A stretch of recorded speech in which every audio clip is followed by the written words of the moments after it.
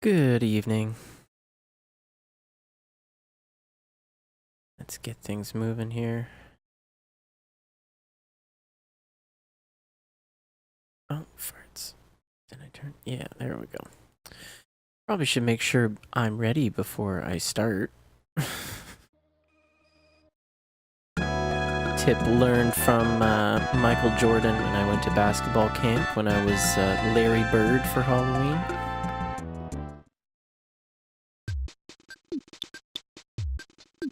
Alright, last time on EarthBound, we defeated an evil cult. And everybody's returned to normal. I think I gotta... Yeah, I still gotta get Paula from the cabin, so let's go grab her.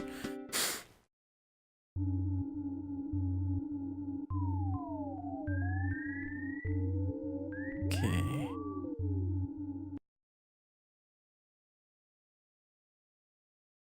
There we go.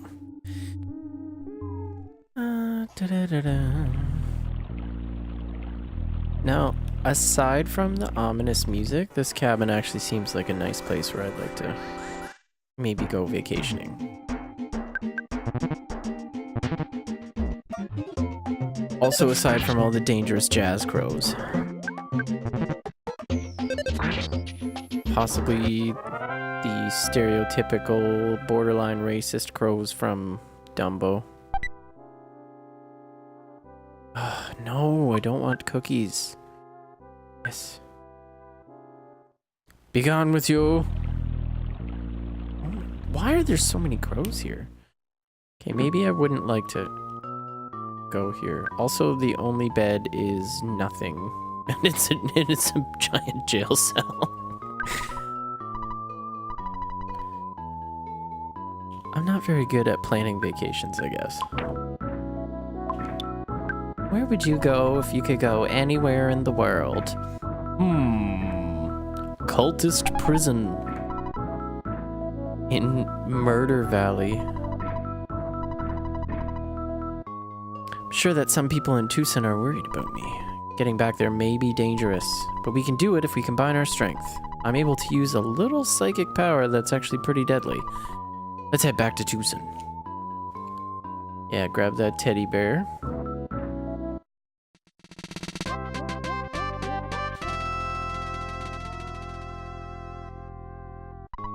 Alright. First ally acquired. And we suck. It's alright though, we can bash this bird's brains out. It is kind of funny that most of the allies in the beginning of the game you could probably end with a swift kick to the brain. But we go through the motions, we do this little dance. Let's fight. Spirit of competition and all. Very much alive and well in Murder Valley.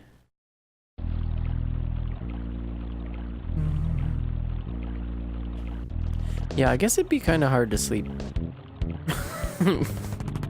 in a place like this with this music playing in the background. Just be very anxious all the time. Just like, what's gonna happen next? Constantly peeking out the window. Who has come to kill me? Going to adjust the volume a little bit. There. Hopefully it's not too loud. Everybody wants to hear my big sexy voice, of course. Oh, and look. Nothing's blue anymore. They've repainted everything. Okay, so let's go on a shopping spree. See if we can buy a few things for Paula. Travel charm.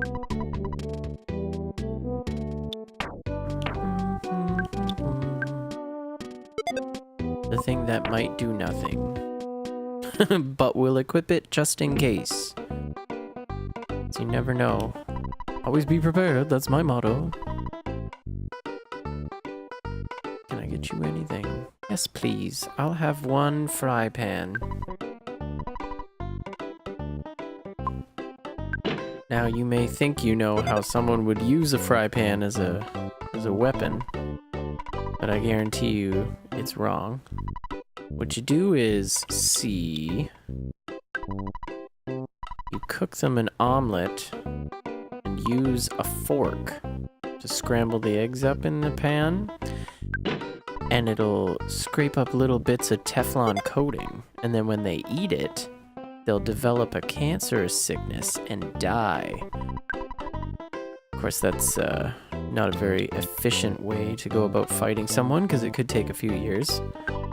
And there's no guarantee that all these evil crows and dogs will even eat it in the first place. So, I mean, maybe just braining them with a bat or a cookware. Alright.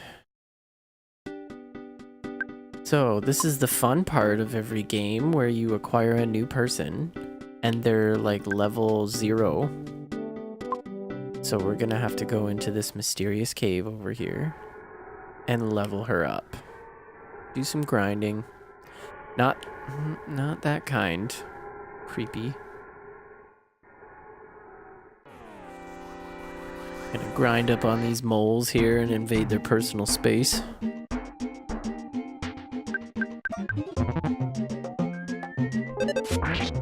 Well, these guys aren't too bad because they usually use that attack there. They say they size up the situation and they feel a little strange. They actually confuse themselves, which is weird. I don't know why they would have an attack like that, because maybe it's for this purpose, so you can kind of have some free turns so you don't get Paula immediately killed. But she learns a lot of powerful magic pretty fast, so that she's not completely useless, but it is a little tough. Oh wow, 3 levels in one go. Oh dear, okay. Moles and bats.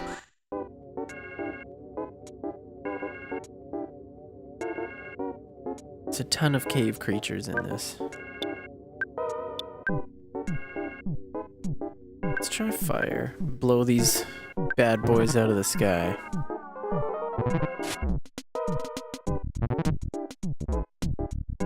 Oh, farts. See what I mean? That doesn't take much. And she's already almost dead. Oh dear. And there's nothing I can do. So that sucks. She's not gonna get the experience points for this battle. And my teddy bear got killed.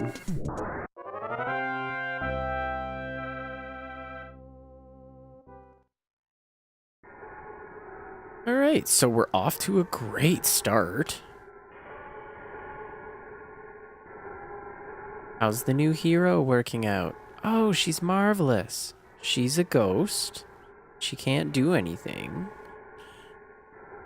And my teddy bear got his head ripped off by a mole and some overzealous bats.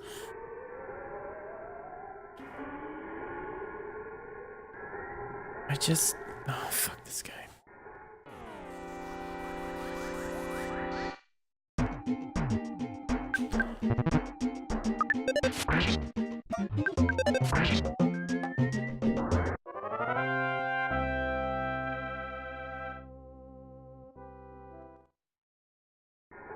Alright, let's get out of this cave.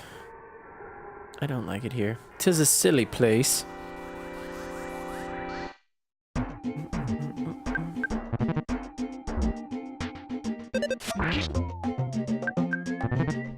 Now, I wonder if this is like a disgruntled cousin of that other mole.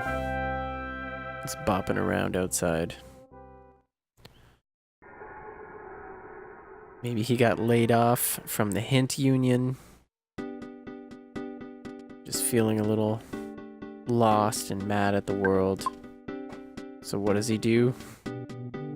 He goes and hides in a murder cave and attacks young boys. Okay. What do you want to... Yeah, Paula. She's still unconscious. See, they can't kill them. People don't die in Nintendo games. They just get knocked unconscious and magically get brought to the hospital. Alright. Go see this weirdo that yelled at us because we didn't stay at his house earlier. Which, I mean, I've experienced this a few times. Hey, please sleep over at my house. No, you're fat and creepy and you have a weird mustache and you're from a cult. You're now welcome to stay free of charge. Would you like to stay? Excellent. Please make yourself comfortable on your blue sheets. No, I'm just kidding. Yeah, really funny. Very funny guy.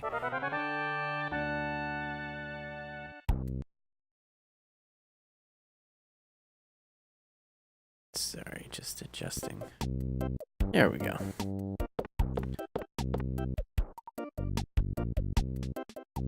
Oh.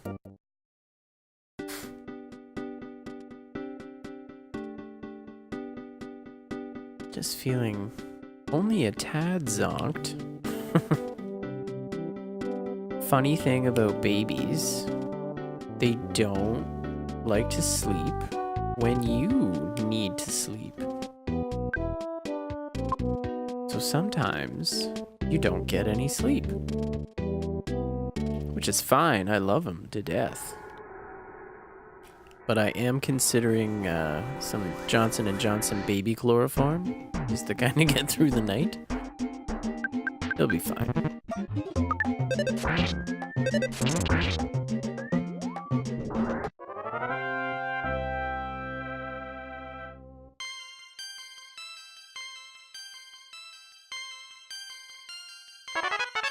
All right. Got a psychic shield. There's not a whole lot of enemies in the game that use psychic powers against you. Not until later. And then by then I usually forget about everybody's shield powers and I don't end up using them. Which is probably like most people's biggest mistakes when they play RPGs and stuff. They don't make enough use of the defensive spells and stuff like that. They're just like attack, attack, attack all the time. But generally, if you're playing both offense and defense in terms of your magic use, you can get a lot farther, a lot faster. Just playing smart.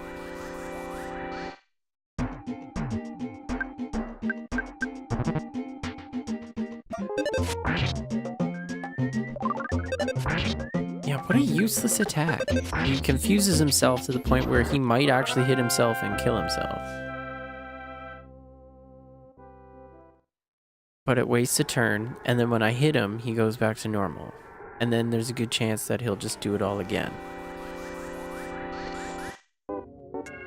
Mr. Batty.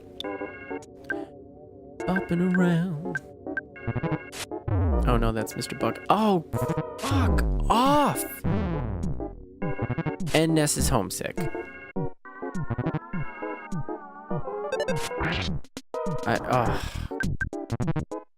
What a horrible situation to be in.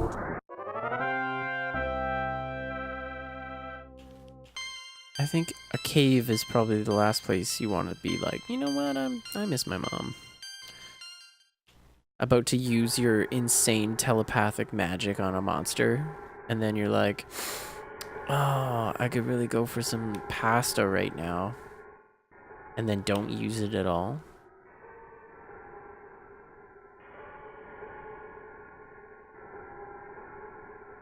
I don't want to fight you. Perhaps we can come to an agreement. Oh, fuck. That was like the worst attempt.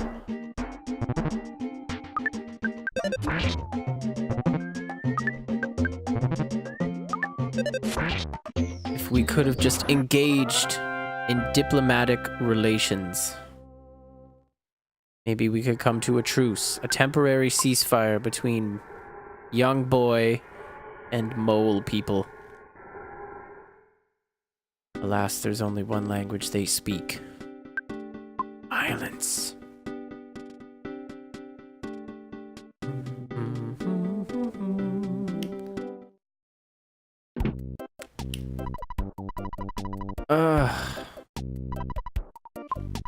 It's the problem with getting impatient with menus. You just mash buttons like so. And then you skip through all the stuff that you actually want. And it ends up taking a lot longer. Because then you have to go over things again and again. If I would just stop being such an impatient young man. Okay.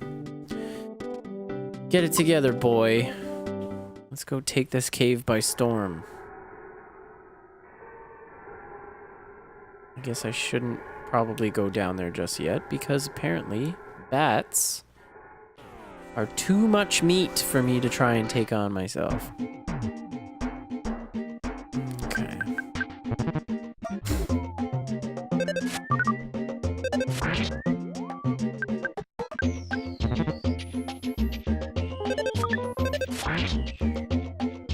Come on, be my friend and die.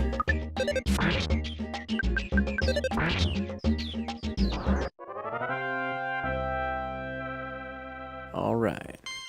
Apollo's level's now 8.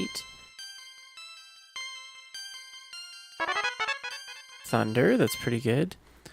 Okay, I think we can get her to a point where she receives the second freeze spell, which is very useful. It's incredibly powerful. You end up using it through, or at least I end up using it through most of the game.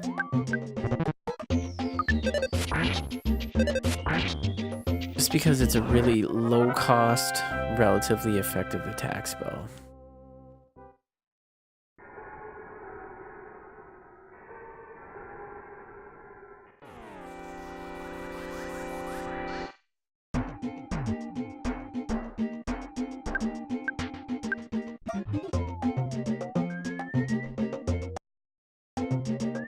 Ah, hello! SCP-1296. Is that your birth year?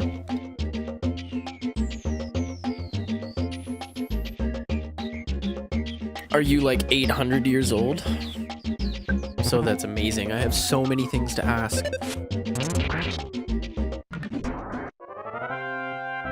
Like, was Mozart a dick?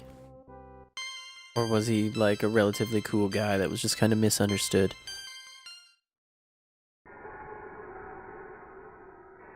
It's a little rude to ask. I shouldn't ask. Don't answer that question.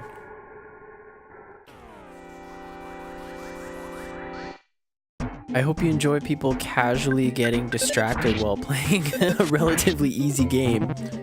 Because if so, you've come to the right spot.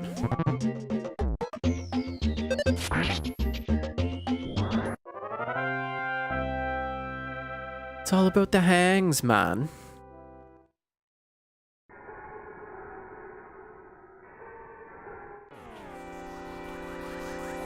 Time to kill a bat with magic.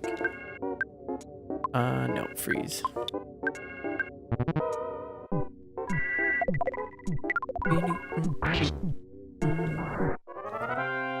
Well, I expect nothing less from the one centurions. Very astute of you. That guy wants all of my hugs, all of my loving, and I'm not ready for that kind of commitment yet. We'll just keep braining these moles with a baseball bat. So what you up to tonight, SCP? Bears give big cuts, not hugs. He looks like he's... Look at that. It's a little deceit, like he's sending mixed messages. Do do do do do do do. Come and give me a hug. Cut me in 3. Enthrain. Just chilling. Yeah, I guess it's a good night for that.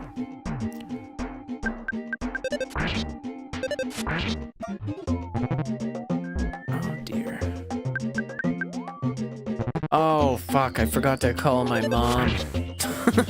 Now Ness is homesick. Alright. Let's leave the cave. Get a little nap in. He has that happy face, but he's sharpening his claws. Yeah! It really does look like he's up to nefarious purposes here. So I'll leave. No cave. Alright. Call my mom, 'cause I'm a big strong boy and I get homesick quite easily. Hello, Ness? What's wrong? You sound so sad. Are you homesick? Well, I knew there'd be days like this. Must make you feel better, listening to your mom's sweet, sweet voice. So do you feel any better? Well, I better get going. I'm in the middle of my ironing. Bye! I have never got homesick before in the game. Yeah, there's sometimes I find it happens a lot more than others. I don't really know if there's a particular trigger for it or if it's just kind of random. I generally try and make phone calls to mom, both in the game and real life, just to stave off homesickness before it strikes, because there's nothing worse. Like if you're going through, say, Peaceful Rest Valley and you're getting your ass handed to you, and then all of a sudden Ness is like, okay, clutch attack time, and he's too busy thinking about pasta or his mom's voice. And then you die.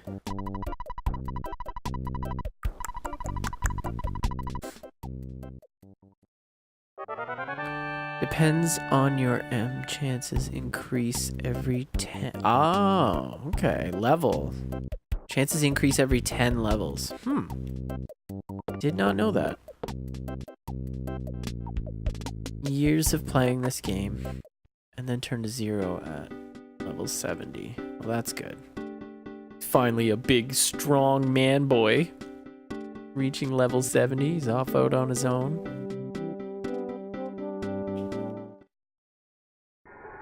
Okay. Let's fight a couple things.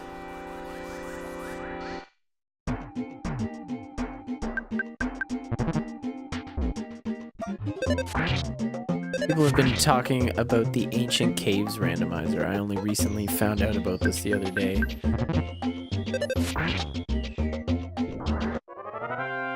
Sounds kind of insane, but I guess that's the point. I'm way farther than you in mine right now. Yeah, I just started just the other night. I've only been putting in a couple hours at a time.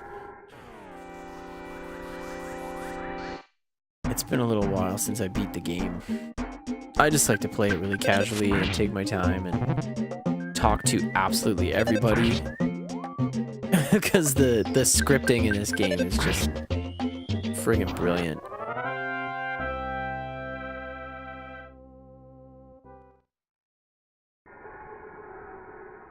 Aha!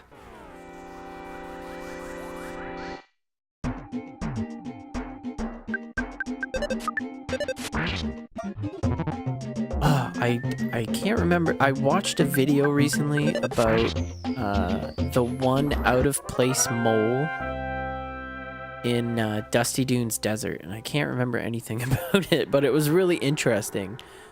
Because, I mean, you've played the game before there, I guess.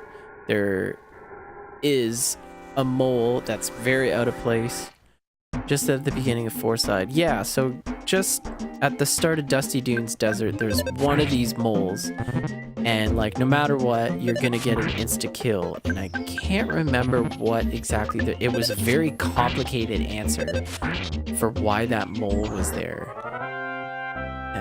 I'll have to find the video and watch it again, but it was very interesting. It was something about like all the programming and stuff in the game, and there was some kind of thing that would like screw up. It was like switches on and off. I don't know. Way over my head. I'm just a fucking plebe. Mole is there so you fight it, and it makes so the desert overheat status affects. Thank you. Yes, that's what it is. Oh, and Paula's dead. See how good I am at this game? As you can tell, I've only just started talking and gaming at the same time. It's not going so well. Alright. Eat that butterfly. The magic butterfly made Ness relax. Was it the butterfly or what the butterfly was selling? I guess I can take him. Bah. At the part where Paula gets kidnapped and I am struggling. Oh, when you're, yeah, four-side. That is a tough part. My recommendation is always have Jeff carrying a couple bottle rockets if you can. Unless you get to Moonside. That part's just wild.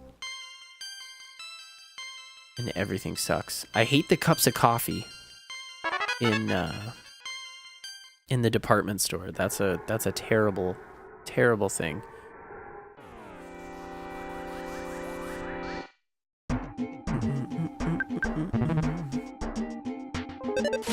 Yeah, brain that mole. I always wondered if, like, maybe he picks up all of the animals that he kills along the way and eats them like roadkill.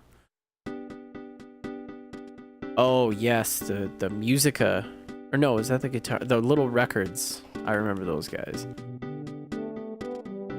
That's one of those spots where it's actually kind of helpful to keep the Franklin badge in your inventory. Oh, farts. I don't even have enough money. Yeah, one of the lovely parts of this game, the inventory management. They hit twice and always smash. Yeah, they're quick little buggers. I do not like them. Okay. ATM.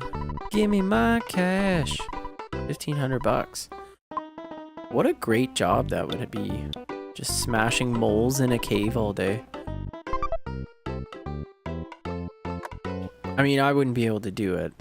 I'm not good at killing animals, but I mean, there's probably some people out there that would be born to do it.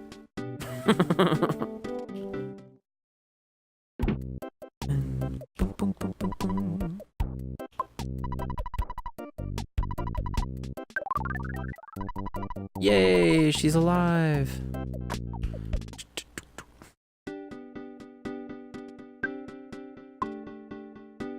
Okay.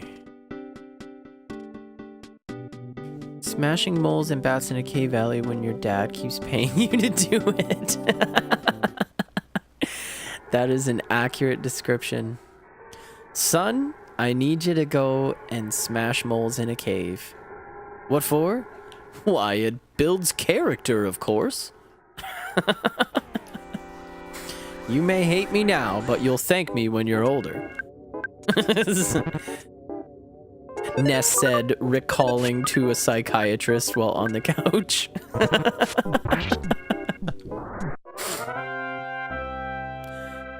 Yeah, my dad spent a lot of time away, and he used to make me kill things for money. I was like 12.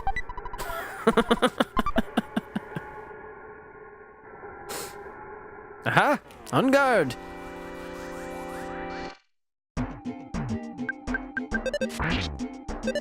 This mole plays rough. Well, I can play rougher. Hard as steel.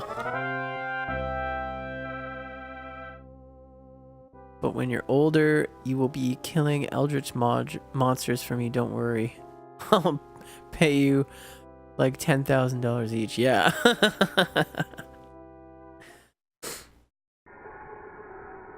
Yeah, how much money does Ness's dad have to be dishing out this wild, exorbitant allowance that he keeps getting?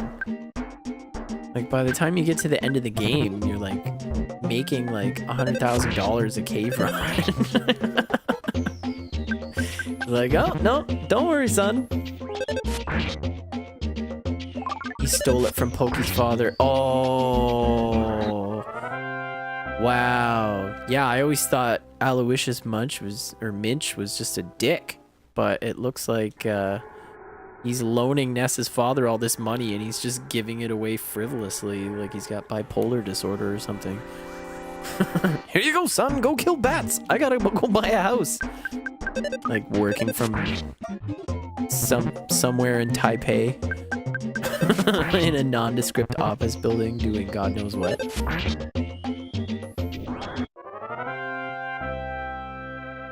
I do think it's funny. It's a good commentary on the modernizing family that Ness's father is represented by a phone.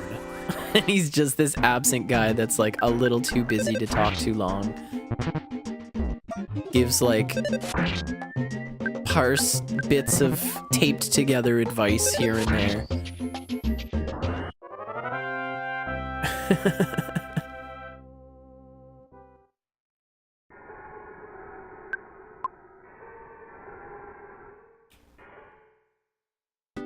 Or maybe he's out of the country because he's wanted for embezzlement and fraud from stealing all that money. Well, I gotta go, son. The allotted time for talking before the wiretap can triangulate my position is almost up.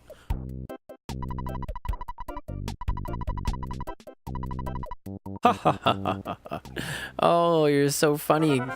Maybe his father was diagnosed with out-of-body disorder or whatever it's called, and you can only talk to and can only talk to you from a magic phone.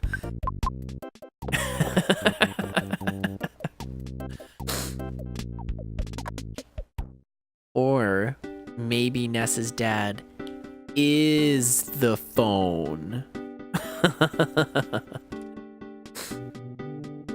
It's funny, it kind of reminds me of this really dumb show from like the 80s that I used to watch when I was very, very little. I think it was called Out of This World. And it's like a family sitcom where the dad was an astronaut and he went off, some kind of crazy thing happened, and basically he became like energy or something.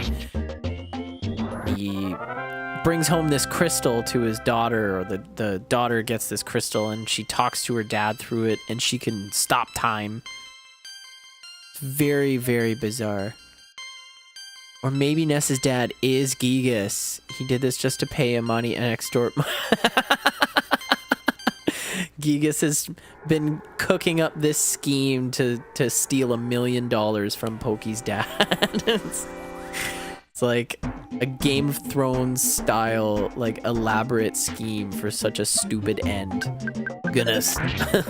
Gonna make all these aliens and these psychic powers just like bend my will towards getting a couple bucks from this fat rich guy.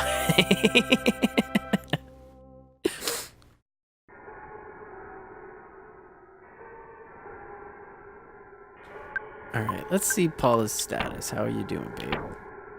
Level 12. 1,000 for next level. I like when they tell you what spells you're about to learn in a game like this.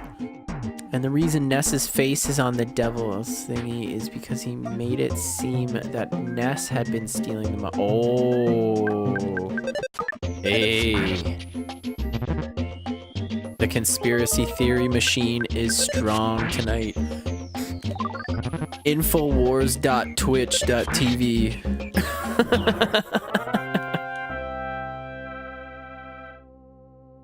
Gigas is Ness's dad and he's turning the friggin' frogs gay.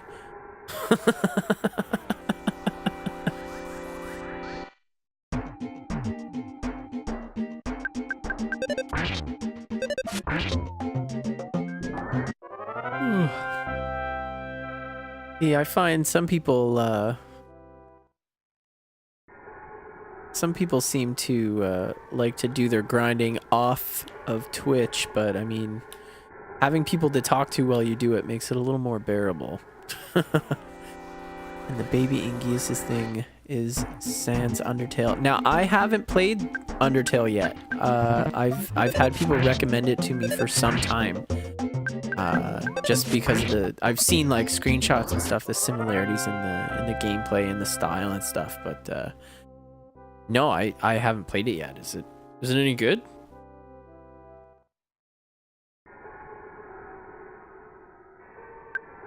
Undertale is not yet in my repertoire.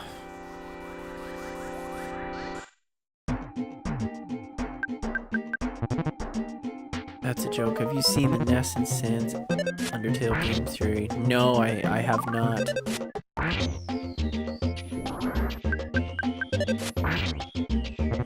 I try and stay away from game information regarding games I haven't played yet, just because I try and it's so stupid. Yeah, I try not to spoil things too much for myself.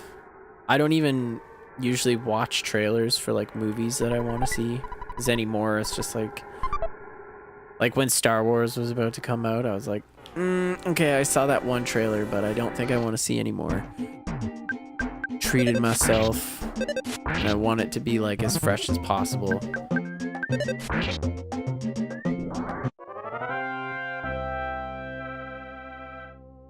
I feel like there was like a book that I read the last page of first when I was a kid, and it spoiled it for me, and it's just like scarred me forever. Undertale is a good game, but also a bad game. It's hard to describe. Yeah, that's fair. I mean, a game like this seems to kind of, some people anyway seem to describe it like that. It seems to be a little polarizing. I mean, like, the people who like it a lot, but there's people that have tried to play it and they say they can't get into it because of the inventory management and stuff like that. It's little gripes about the game, and those gripes are valid. Like, I consistently run into that problem with the inventory stuff, but yeah, there are people that just like swear by Undertale. Same deal. The people who like it absolutely love it. They should make a remake, but they won't. Guess we'll put that in the category with Final Fantasy VII Remake and Half-Life 3. just we're waiting patiently, but we will never see them. Oh, she's not dead yet. God, not even. Probably chug more coffee, wake myself up.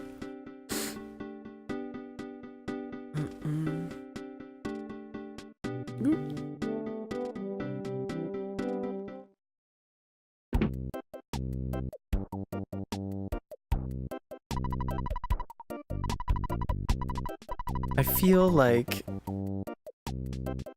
Half-Life 3 confirmed for Switch. The 2 in Half-Life 2 confirmed for Smash.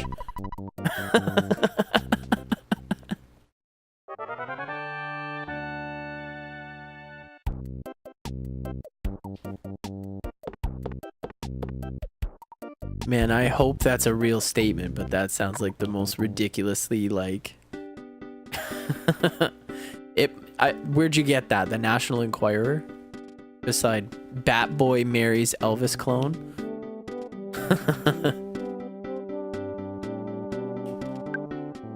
Alright. Let's go smash some things inside a cave.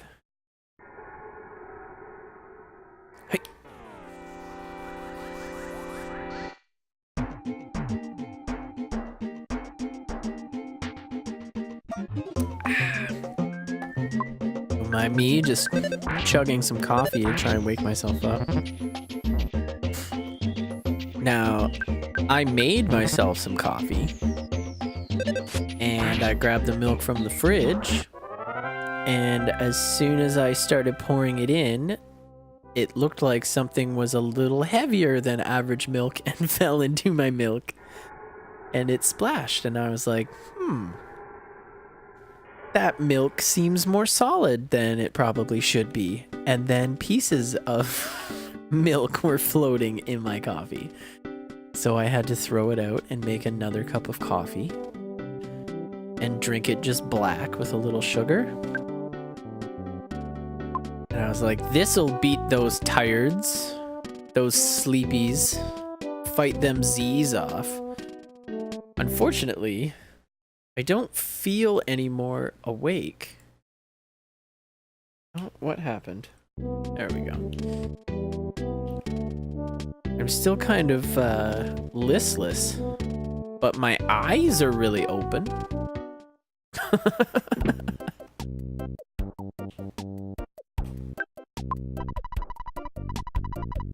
I'm really glad this guy lets me sleep for free here. I don't know what I'd do without him. I really want to vandalize his house though, because he keeps making that same joke.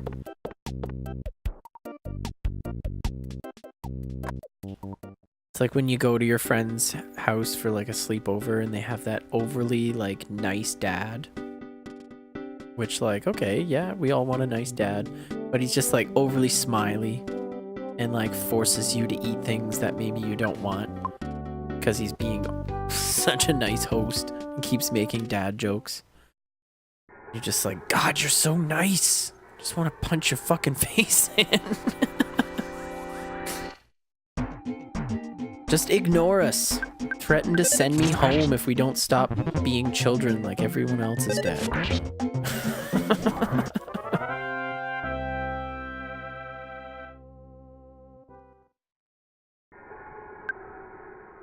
Yeah, I'm not confident that we can get past this mole.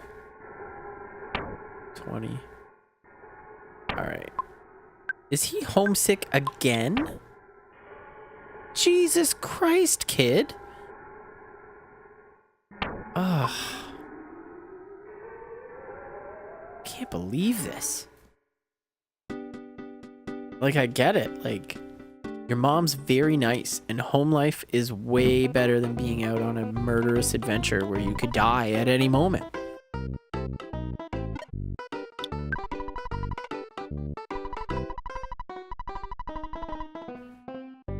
Mother told you there'd be days like these. Yay, no more homesickness. Okay. Let's go kill some bats.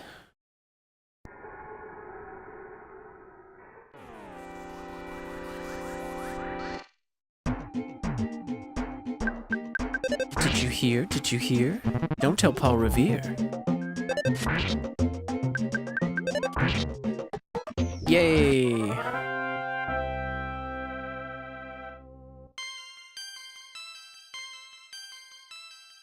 Now I'm pretty sure the present that's down in this little area to my south, I think it's armor. Can't really remember.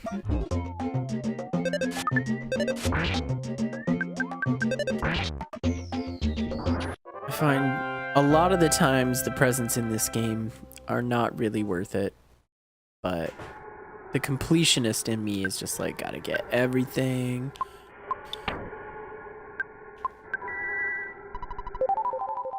Eat the butterfly. Be the butterfly. Come, my lady. Come, my lady. You're my butterfly. Sugar, baby. Oh, yeah. Puka shell necklaces.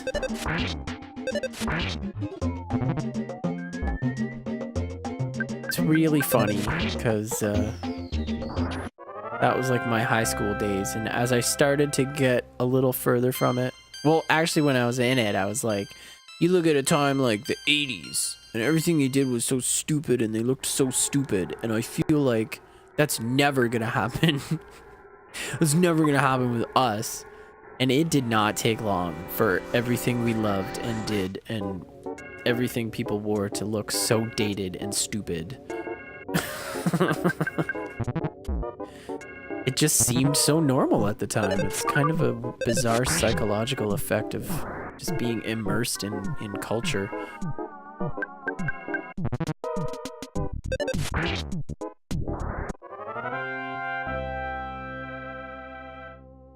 I remember one evening we were at our friends own a bar, so we frequently get to stay there late, close up the place, and we just watch music videos, and more than once it's turned into like an all 90s like music video extravaganza with just like boy band after boy band after boy band. Oh, look at that. I already got it. I am back from the wet. Did you take a shower or did you go scuba diving?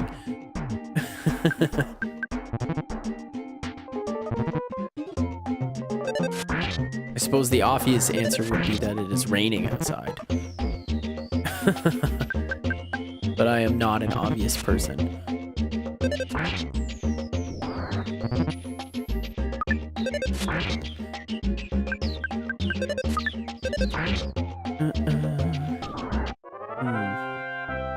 I went scuba diving in my 900,000 foot pool, duh. Yeah, see? I should know better. Never assume that people don't have Lake Ontario sized pools, excuse me, in their backyard. Mole!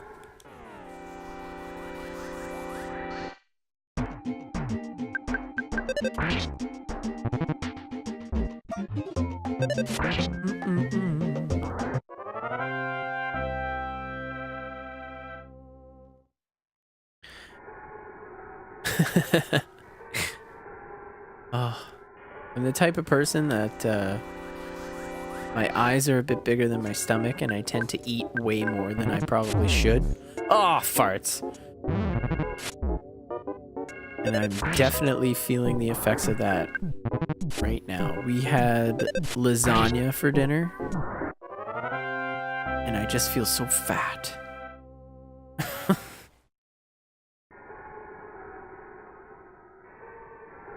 I'm just like, okay, I'll eat a little bit. Eats 4 pieces.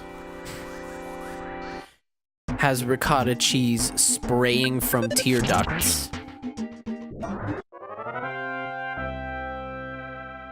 Sweating pure noodles. I feel like eats all of the lasagna. Yeah, I feel like Garfield when it's lasagna dinner. How he just picks up pieces of it and just goes nom, nom, nom, nom, nom, nom, and it's gone in like 2 seconds.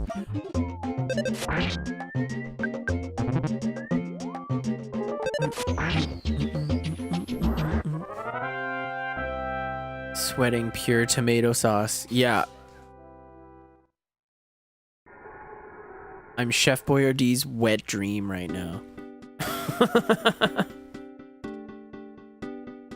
Alright, Paula. Oh, come.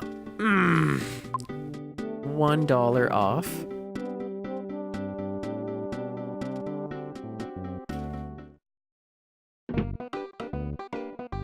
Alrighty.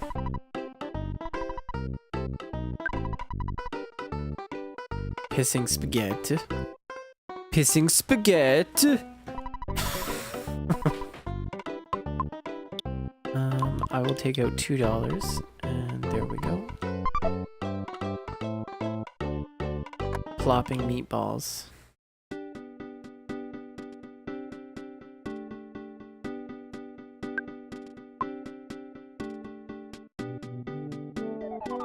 Okay. Eating butterflies makes my magic go.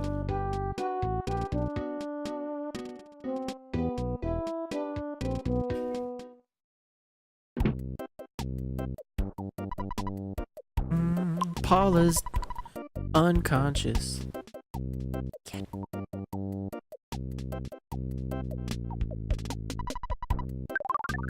Hey. Now I feel like that's a not very economically accurate version of a medical exchange. I feel like the bill would be closer to like 50 grand. if this is truly a representation of America. The thing that should give him more PP is a gallon of water. That's true. I do think it's funny that Pooh is the only one that drinks PP, or drinks water and gets more PP. I also think it's funny that they decided to call it PP.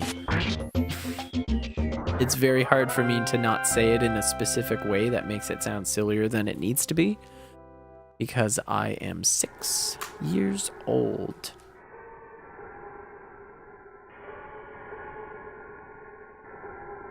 Hiya!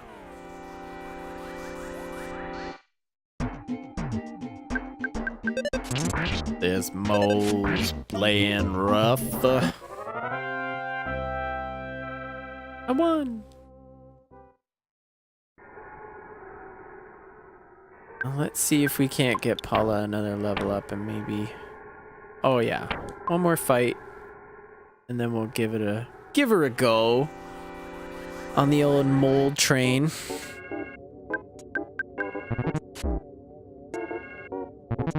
I'm a 12-year-old who plays with my Minecraft. I still have never played Minecraft, and that's not to say that I never will. The idea does kind of interest me, just because it's like endless and you can do whatever you want. There'd have to be kind of like a reason, I guess, to do it. But I don't know, you can download all kinds of crazy maps and stuff, right? I mean... Play Minecraft when you're 60 years old and drunk. How do you know I'm not both those things right now? You're far too trusting.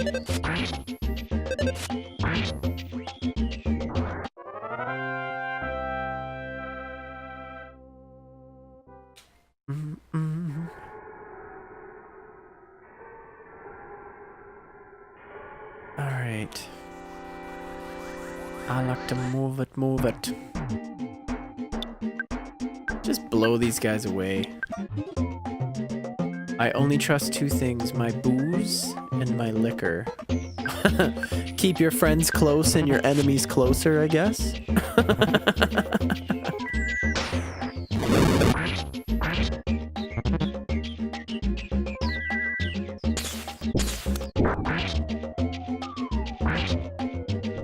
It did not work on the bat. How is this bat so psychically strong that it just... Like, that's an intense barrage of murder power. And he's just like, no. Bats it away.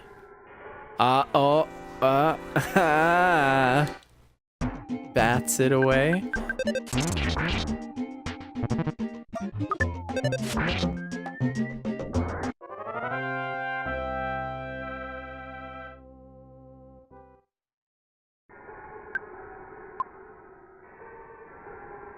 Yes, the grind. I don't know. I always kind of liked grinding in these games. Maybe it was just more when I was younger. I was just like, I have nothing to do. And it's just the idea of almost like gambling in a way. No, wait. My three things, my booze, my liquor, and my Prozac. Careful with mixing all. Those things may turn your enemies. My happy little triangle friend. Okay. Go take a nap. At Buffalo Bob's house over here. The blue cow thing wasn't such a great idea after all, huh? It's not your color, Bess. I'm sorry. I know we've been friends forever, but I just couldn't be honest with you. And that's my fault. That's on me. I don't trust triangles. They always have 3 sides to them. Ba-dum-bum.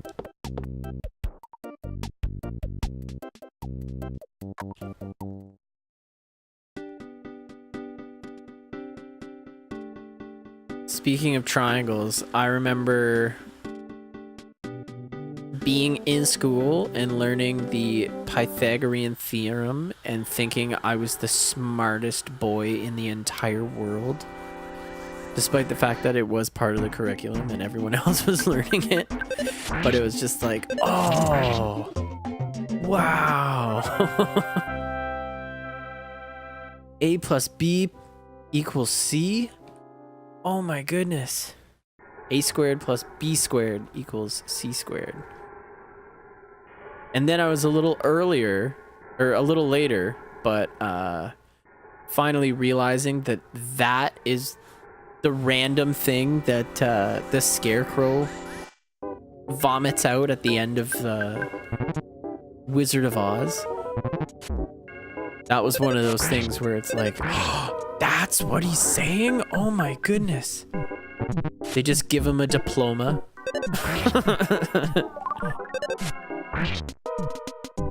The old wizard just happens to have a diploma in his bag and is like, here, Scarecrow, you can have this. It's from Gudger College. And now he knows. Square roots of the size of a right angle triangle is equivalent to the hypotenuse of the remaining side. Oh, wow. Whatever it is, I don't know. It says it really fast. Square. Yeah, doesn't matter. Triangles is for kids. Even though I was just waxing poetic about them moments ago. I'm a very complicated man, as you can tell. Man-boy. He said while playing video games online with strangers.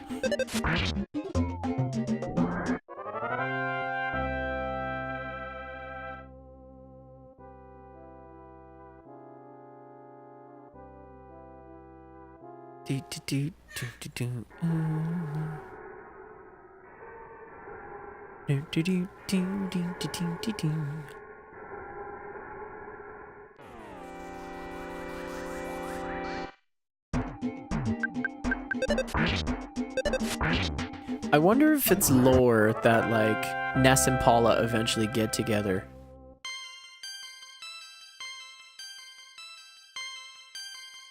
I always kind of assumed they just would. I mean, like, when you're both magic children, I can't imagine trying to find a real meaningful relationship outside of the magic community. No, my ship is Ness and Jeff.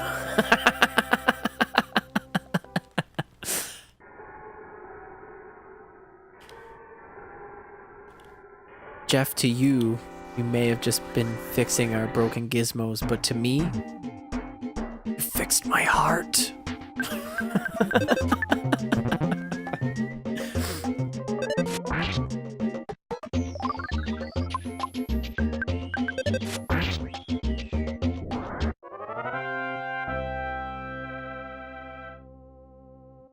I can just imagine, like, Brick Road and Picture Guy. Yeah, Dr. Fuzzy Pickles. Yeah, Brick Road is an awesome character. Like a really weird character, but of course this is a game. A quilt stitched with weird characters. I saw a video today. Apparently, like, Brick Road is part of the background. Like, there's a lot of EarthBound and Mother references in the new Smash Brothers game. And there's Dungeon Man. But then you can look inside of Dungeon Man's eye, and it actually has Brick Road's face, his little tiny face sticking out of the wall. I don't know if somebody, like, doctored it or whatever. I just kind of saw it while I was scrolling by today, but that kind of gave me a chuckle. This is a game with a weird face masters with bad grammar.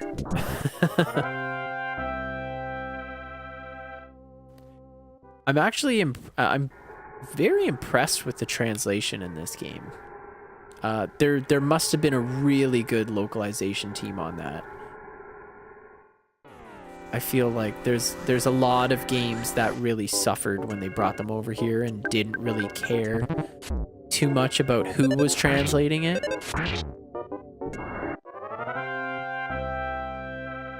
But this one, it almost feels like it was written for English, the way that the lines work with each other. Aha! What's that? People who made this were movie developers. Wouldn't really surprise me.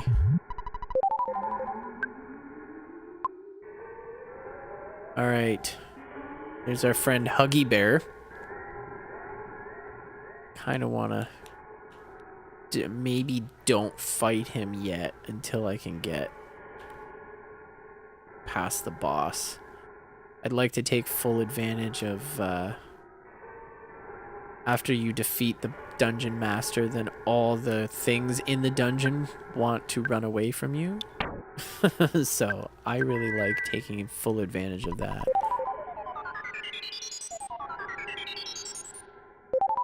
I usually only try and get Paula just enough so that she can survive the fight, or at least help a little bit. 125 challenge. Now what would that be? Explain it to me like I've never heard it before. But I do. I just want to hear you say it. I'm hip. I'm with it. I know the challenge. So why don't you explain it to me? Typically, if anything has challenge after it, in this social media age, I just kind of blank out. Oh, ice bucket challenge. Cool. Get all the 125 items from those stingy boys who don't drop those spicy beats. Ah, okay.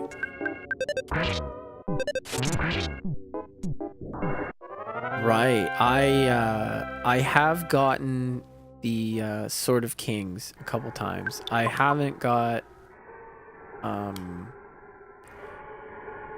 is it the Magicant bat? Which one's the one that only the Krakens drop when you're in Magicant?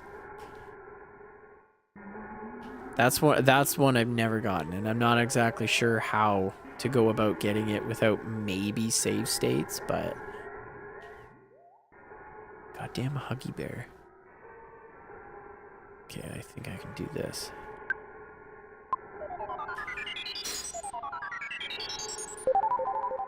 Dropping those spicy beats. Oh, where'd that bear come from? And he has a twin. I've gotten the pizza and the sudden guts pill from the guitar in the warehouse. And the pizzas from the sharks. Wow. Yeah, I don't even think I've gotten either of those, actually. That's funny. I've never done... There's probably, yeah, 125. I guess there's like a lot of random stuff that doesn't technically drop in this game. Never even knew that. Learn something new every day. Oh, fuck you. Like, I know there's usually a bear at that intersection, but I don't want... Sharks in early game drop pizzas. That's kind of amazing news. Huh. There's this side caramel. It's super cool, and I always get one. Well, aren't you a special little pizza boy? Alright, let's just go for it. Let's fight this bear. He's gonna get in our way no matter what, so... Stiff upper lip. Mighty bear. Mighty bear, mighty bear. There we go. No problem. I don't like fighting them because generally he'll sometimes be like, oh, I'm gonna rip Paula. A pyro fox. Wow. Sounds trans-dimensional. Alright. Let's go. This is my shining spot now. Whoa, whoa, whoa, whoa, whoa, whoa. Oh shit. I can't. He's not the one that sounds three-dimensional. It's the other moles that have the shield. This first guy doesn't, I don't think.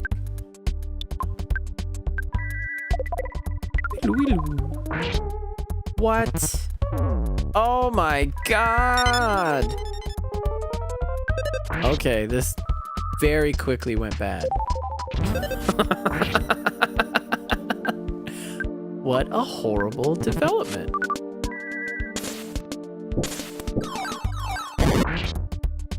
Really should have used her to do some shielding. Okay, so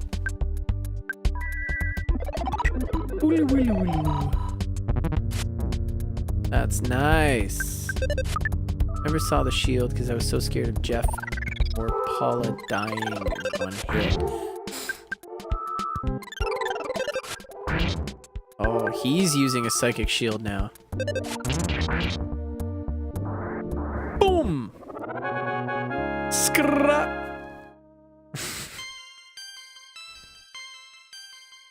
Man's not hot. Mole's not hot. Alright.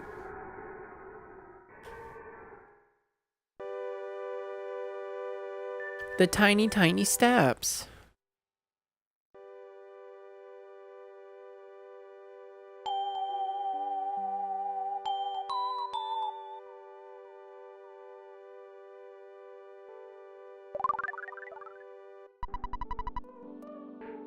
Ness briefly had a vision of a baby in a red cap.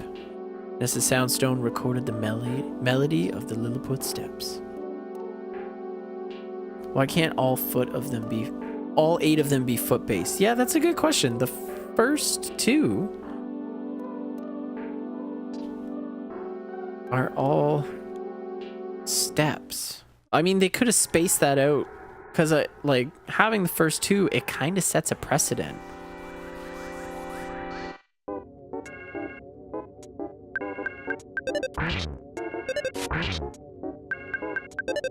I mean, the first one's kind of a reference to Coltrane song, Giant Steps.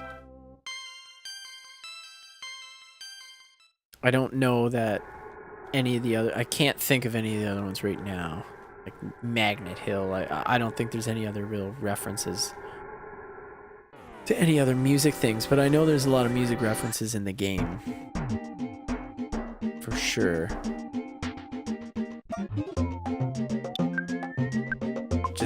Just obliterate him.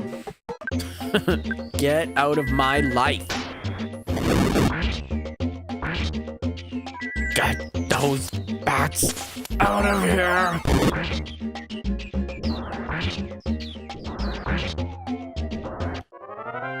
You win. You're winner.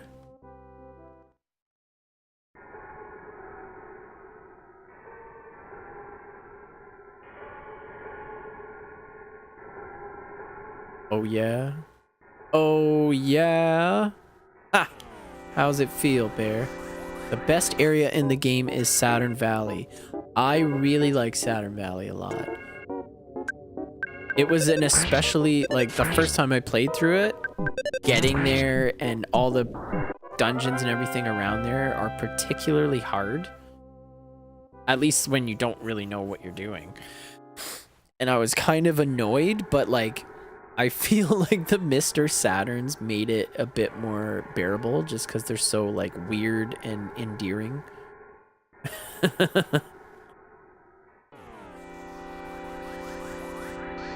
Claws like knives.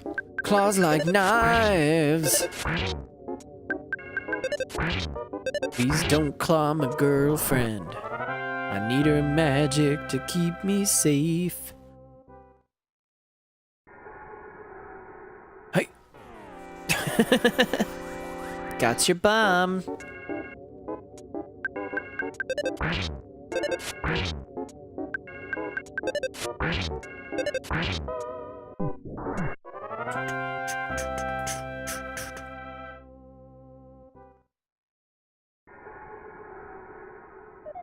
Eat another butterfly. They're high in protein.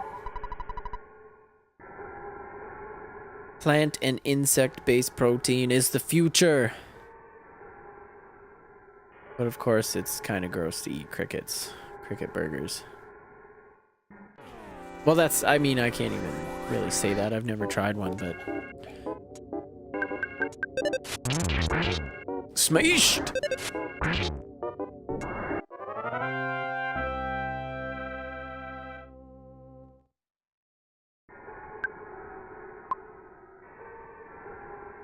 Bone.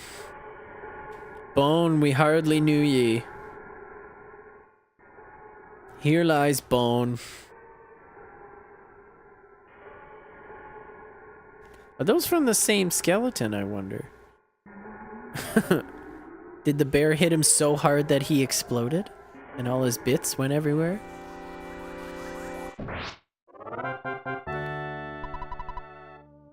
I found Ness's dad in EarthBound. Oh, is this him? Ness, your dad's been dead for 40 years. Whoa. No. Oh. Is this a serious but close? Okay. I want to know the mystery. You had my interest. Now you've got my attention. I have a screenshot of finding him.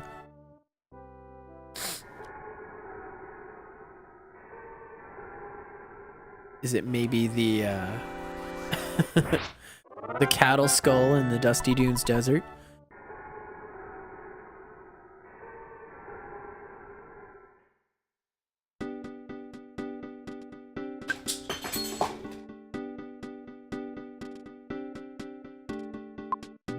Well, we survived barely.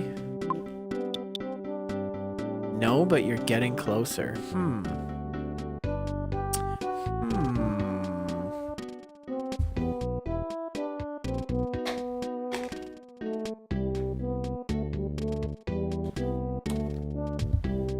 Sorry, I'm just grabbing my water for a sec here. I'm a little parched like a cactus, boy.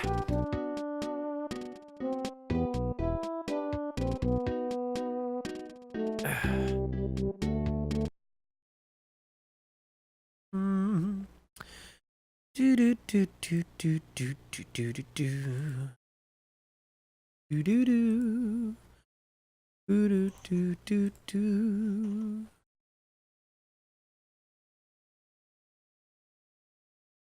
Do do do do do do do do do do do do do do do do. Do do do do do do do do.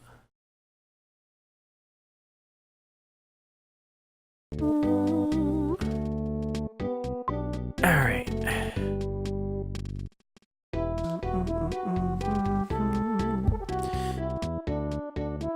I mean, we should be good enough to go back through Peaceful Rest Valley. I think we've done all we need to do here. Thank goodness I was just outside. I hate getting harassed by that woman. It's not even like a real big deal. I can skip what she has to say, but it's kind of the principle of the matter. It's just very invasive. I guess that's kind of what they're going for. They accurately depict being harassed by a street person with a clipboard. Excuse me! Excuse me! We made eye contact. I figured that gave me an in to disturb you. No territorial oaks. Ugh. Damn these murder robots everywhere. All right. I'm just going for it. Dad called me after I killed a home appliance.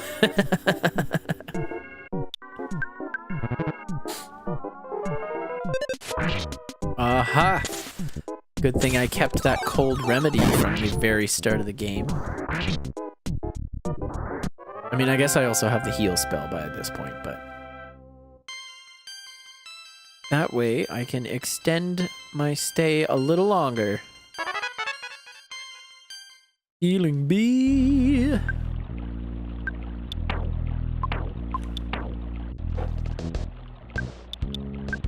It's a cold fact. Hey, it's your dad. You killed me. Now you get no more income. Bye. Just he was planning that Ness would eventually go full, what was that guy? I can't remember. There's some kind of old Greek tragedy where the guy kills his father. Spinning robo. You spin me right round into killing you.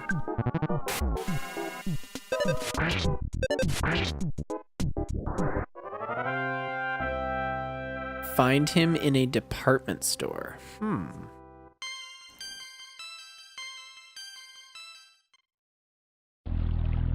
A department store, eh?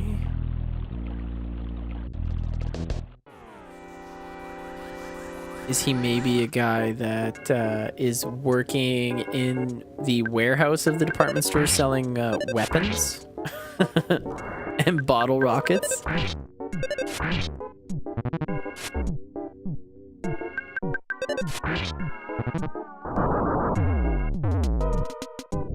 That's how I deal with conflict. I shoot fire and burst into flames so that I no longer have to deal with it.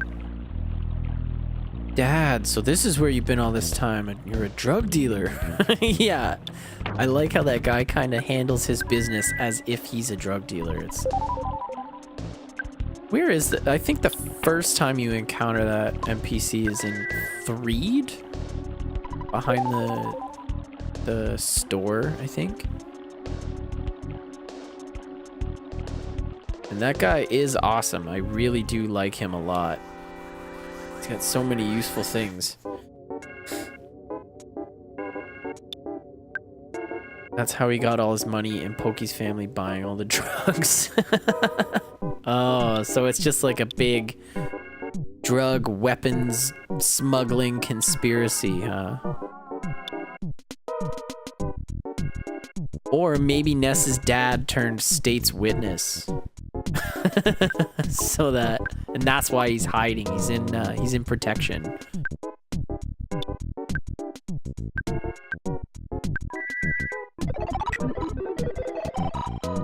God, I love this music.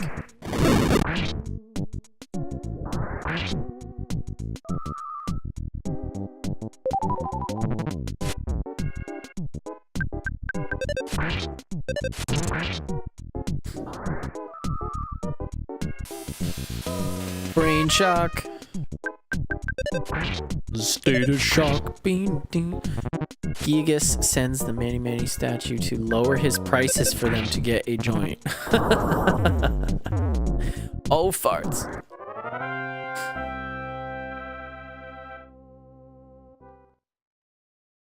Yeah, I like the Manny Manny statue.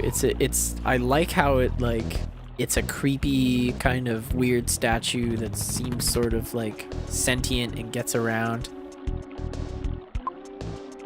Okay. Of course, all Gigas had to do was come to Canada now. Since weed's legal and they're selling it pretty fucking cheap.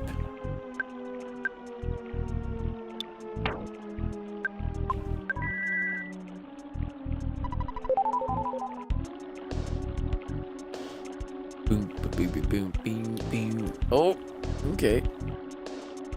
Oh. Oh. No dice. Tree-related pincer attack.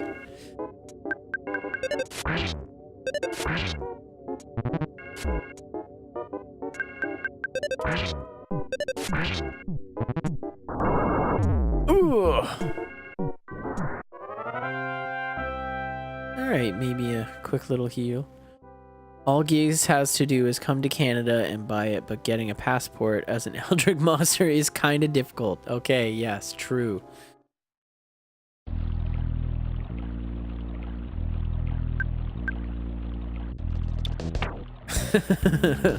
Purpose for your visit, sir? Visiting friends. All right, pull over. I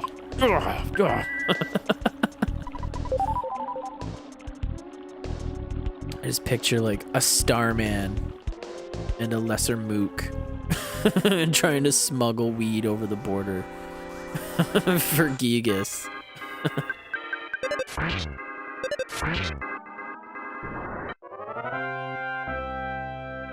Yeah.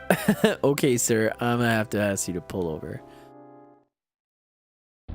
Profiling.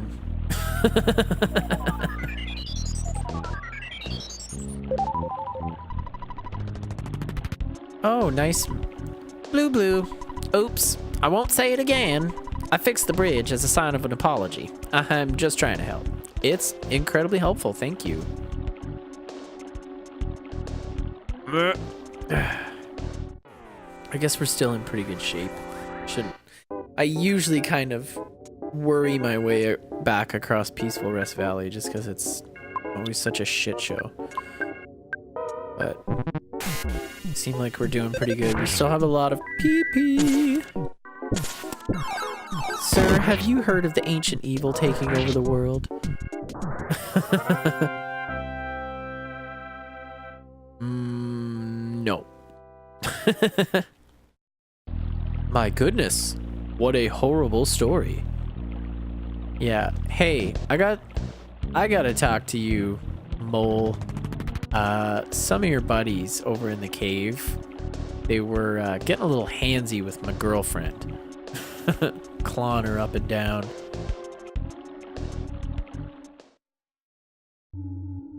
I have to ask you your profession. Robo-terror. I mean, gardening. I am a human gardener. In a human garden. Oh dear. If only mushrooms were that available in real life. Alright.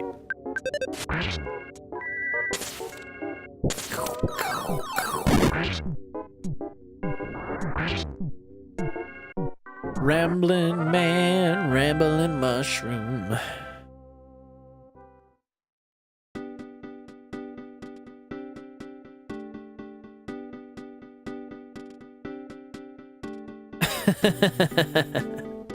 Human rights, yes. Human rights activist.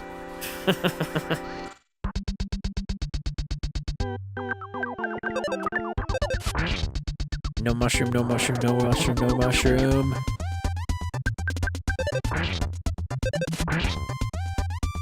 Yeah, alright, we're in a good spot. We're cruising now. So let's see. I guess first things first, we bring Paula. I mean, we don't have to bring her home necessarily, but oh, we're already almost at 3. Okay. We don't necessarily have to bring her home. I just like doing it because, you know. Sir, what do you do for your human rights activism? Control and use of evil. Yeah, these robots aren't good at lying to customs officers. Don't really understand it, but I know that Paula's miraculous power and your great courage will allow you to stand up to any challenge. Paula, if you must take a trip, be sure to bring this along. It's my very own handmade Band-Aid. Ooh, that rhymes. I know, I'll call it a Hand-Aid. Did you meet Dad? He's sorry that he suspected Mr. Everdred of Berglund Park. Well, he did sort of have something to do with it, didn't he? I mean... Oh, Paula! Ness, thank you so much. You must be the boy who will save the world, like in Paula's dream. Paula, I'm sure you'd be a big help to Ness. It's not every day a father lets his daughter embark on a journey to save the world. Dad, don't worry about me. Ness and I will be able to take care of ourselves. In Threed, the next town, we'll meet another friend. The three of us can combine our power, no one can beat us. Now wipe your eyes, blow your nose, and smile before we take off. Goodbye, Paula. Don't worry. I won't cry anymore. And helicopter dad.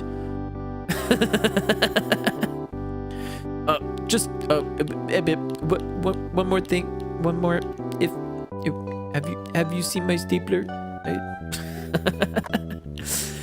Sir, I'm gonna ask what you've been doing in the last 30 days. Yes, 1,000,000 years in the past.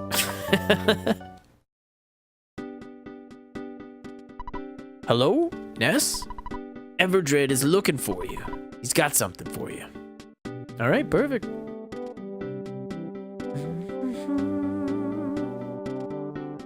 Oh, look at that. Police dogs. Just go the other way. Everdred is asking for you. He has a present to give you. Please.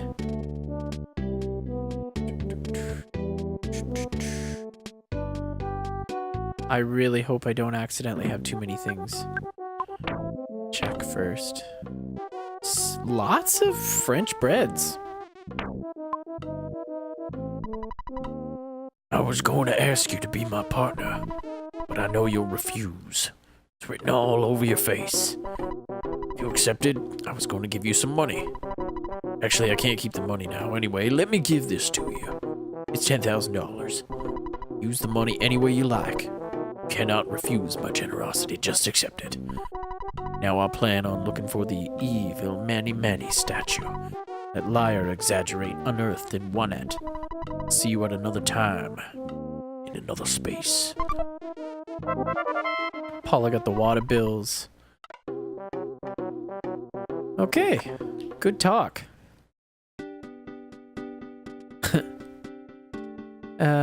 Excuse me, Mr. Robot, what were you doing there 1,000,000 years in the past? Torching, I mean teaching kids. That's a good one. You're the girl, or you're with a girl today. You must be pretty popular. How about introducing her to my bandmate? He's right there. Dude, she's like 12. You should have talked to him with Paula dead. Does he has a different message if she's dead? That's crazy. Hey, you came with Paula, and you deserve a present, playboy. Here's a backstage pass. You can get into our shows with this. Yeah, still kind of weird. Hey children, here's a backstage pass to my rock and roll show. Yes, want me to copy and paste it? Yeah, I'd like to see a clip of that. That'd be funny. I don't know that I've ever actually gotten to him with Paula dead before. I didn't realize there would be another message.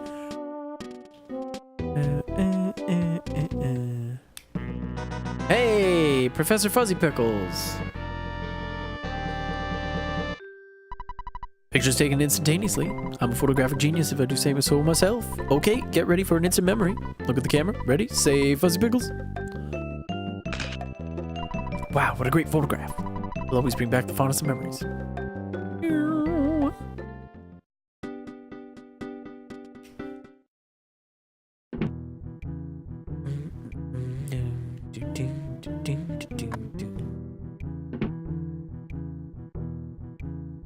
this idiot. The Runaway Five owe me a lot of money. They'll stay here until they pay me back. They might be here for 100 years unless you decide to pay off their debt. Oh, I can't even... Yeah, it's got to be after the show, I think. Which, like, okay, I get it. You want me to see their little happy little song and dance, but it just takes so long. Here you go, 12-year-olds. Here's your backstage pass given to you by adults under bizarre and suspicious circumstances. Hey kids, how'd you get tickets? What are you, the owner of Kids or something? Nope. Just happened to be the right type. I came here because it's tough to get in, but I'm kinda disappointed. There are no good-looking waitresses, and there's no room for me to show off my latest dance moves. You know, I think it's pretty tacky to entertain our company's business partner by taking him to a Runaway 5 show. But since I'm new to the company, I better just toe the line. That's right, lackey. Climb that ladder. Well, well, I got a little kid here talking to me like he's an adult. I'll give you one thing. You got guts, kid. Give me money. They seem too proud. I mean, they just filled up this little music hall after all. Here we go, hipster in the making. I like Runaway 5's older stuff. My boyfriend lost the ticket that I gave him. He's waiting outside the entrance. He's got butterfingers, but he's nice. Hey, hey, hey, don't get too close to me. I just farted. I forgot about that guy. The Runaway 5 are going to be world-famous bands someday. When I sit close to the stage, sometimes I get sweat or spit on me from the Runaway 5. Ew. It's like the old ladies trying to relive their youth. Seeing the Runaway 5 on stage is my life. You kids are bouncing around talking to everyone. It's getting annoying. Well, this is a social event. Do you like baseball? Yeah. I knew it. Your cap gave it away. Yeah.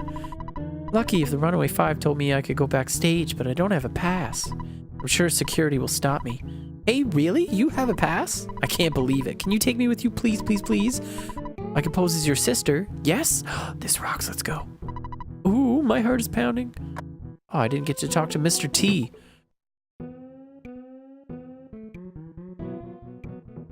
Okay. Well, yeah, in the old days, there was lots of dancers and acts in this theater. Except now, we're the only act playing here. We've even gone into debt here, so we're pretty near stuck. Folks at Tucson will enjoy the Runaway 5 show for quite a few years, it looks like to me. Get out of my way. Shabba-doo-wop diddly-dee-da, shabba-dee-doo-bee-boop-bop. I got those debt blues. If I had $10,000, I could pay off my debts and move on to the next town. I wonder if our bus still runs. It may be rusted out. I wrote the lyrics to most of the Runaway 5 songs. Money, that's what I want. Money, that's what is hot. Money, that's what I want. Money, it's what we ain't got except freedom. Freedom, freedom is what we really sought. Do you write the words to the songs? Because that is a little weird. Okay, so I couldn't find the line, but it's something like, come back when you have done something actually useful. That's funny. So if you get to Everdred with Paula dead, then he's like basically telling you, what are you good for? You're supposed to rescue her. I want some bread. I need the coinage. I want more dough all the time. Hey, you get to see our show, you lucky kid. I hope you pay attention. What, you gonna school me in rock and roll? Fucking Diet Blues Brothers? Blues Brothers Light? Yeah, that's right. Tonight you get the Chaos Theater Soul Man coming at ya. Rockin' and rollin', living live on this stage for a limited time only. the world's greatest bluesmen, the Runaway Five, and here they come, oh yeah, baby. And now we get 30 years of musical performance.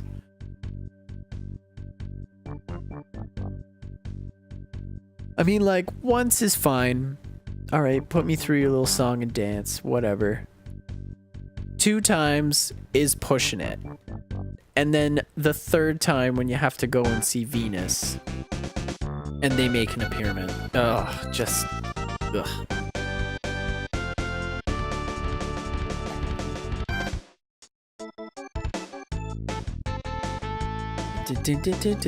Don't sue us, Blues Brothers. We're totally different in every fundamental way. I find it really funny that they're the Runaway Five, but the keyboard player shows up to make it 6 whenever they play on stage.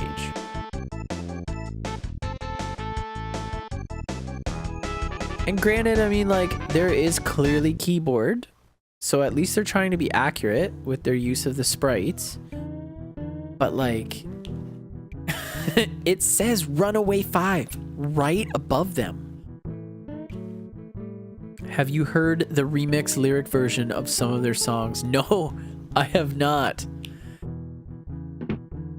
If they're official Nintendo stuff, then I bet it's just lovely. If it's someone just making fun of it, that's even funnier. Oh, cripes, I hope I don't have to do this again, because I didn't do this first.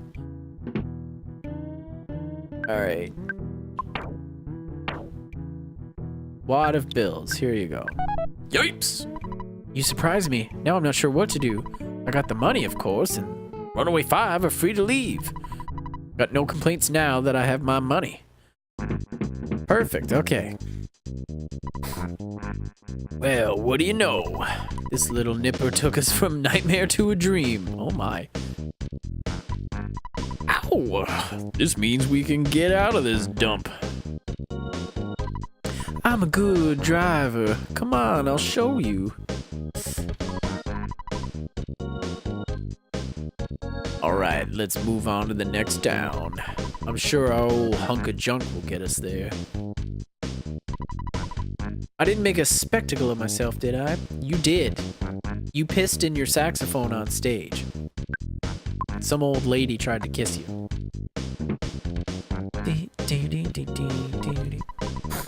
I suppose I'll never see the Runaway Five show again. Yeah, well, you shouldn't have lost the tickets, you idiot. Let's go to Threed! Our tour bus is too loud for any ghosts to bother us. Do you want to ride? Yes, I doobly do. Oh yeah, let's go! Get on the bus! I like how they didn't bother to switch the text on the bus. It says Runaway, but it's backwards. They literally just, like, flipped it.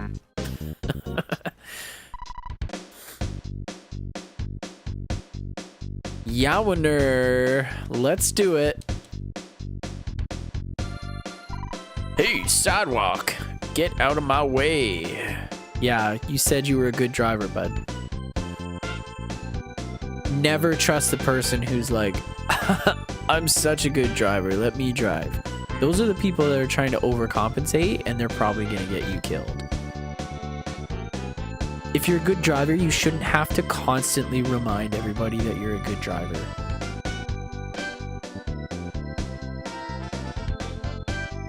Also, do they have all their instruments hooked up in the bus?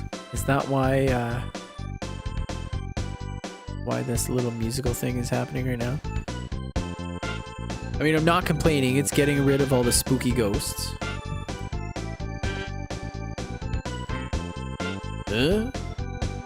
I'm not into blues music. I'm more of a Vanessa Carlton man myself.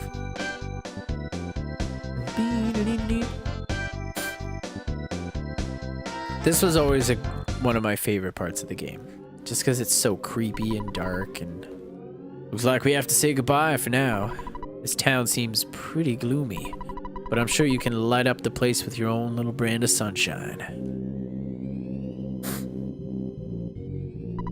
Hope to see you all again soon sometime.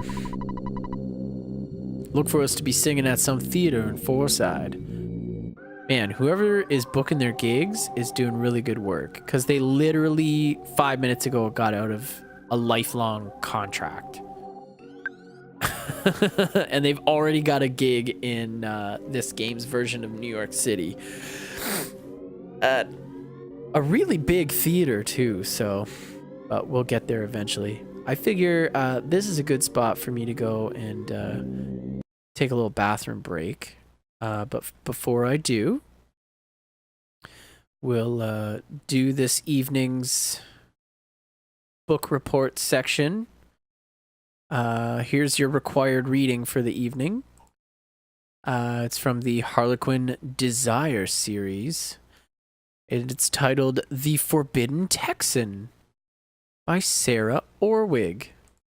Let's see here. The tagline reads, "A family feud made them enemies. A promise made them lovers. Wealthy Texan Jake Ralston made a promise to his best friend to end the century-old feud between the Ralstons and the Kincaids. Hiring Emily Kincaid is the first step if he can deny their intense attraction. But once they're at his ranch, they can't say no. Until a shocking family secret resurfaces. Now Jake could lose everything, including this irresistible woman." So, I mean, the cover kind of says it all, especially the fact that it's basically the same cover as yesterday's required reading. It's actually the exact same, except the guy's a cowboy and the girl is wearing a red dress. So, you know, some prompts for your book report. Please name all the ways that this book is different from the show Dallas's premise. That'll be a tough one. Also, what is it about cowboy hats that make men so irresistible? And bonus marks. Find 3 different languages in which Texan means something ironic. That should be good enough for now. Instead of using the usual BRB, I will leave up a picture of our muscular friend Roger. And yeah, I'll be back momentarily. Good. I love trash movies. I can't help myself. If you ever want to read a real love novel, look up Taken by the T-Rex by Christy Sims. Oh my god, that's real? Oh, I'm doing it right now.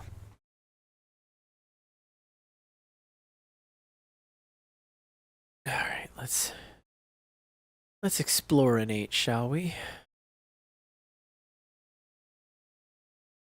Taken by the T-Rex.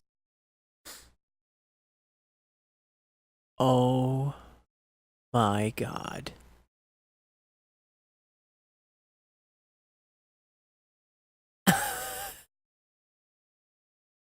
Oh my god. Okay, I'm gonna throw this up because this is just amazing.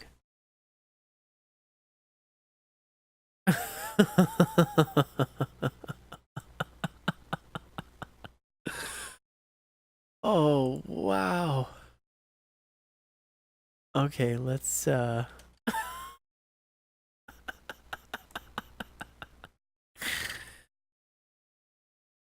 Oh, it's real. And it's fabulous.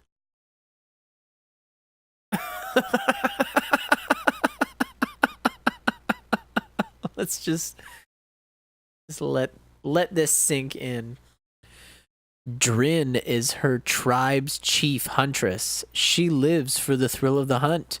Men and sex hold no allure for her, as Drin has never found a partner to satisfy her. When a T-Rex descends upon her village, destroying it, Drin demands that the tribe's hunters go in search of the beast and slaughter it. Opting for safety instead of revenge, the tribe moves to a new location, hoping that the beast won't follow them. It does. Drin taunts the beast, giving her tribe mates time to flee. As she runs, leading it through a gauntlet of traps, the thrill of the hunt soars through her blood, leaving her wet with desire. When the angry T-Rex corners the huntress in a box canyon, it seems more interested in her womanhood than her flesh. Oh my god.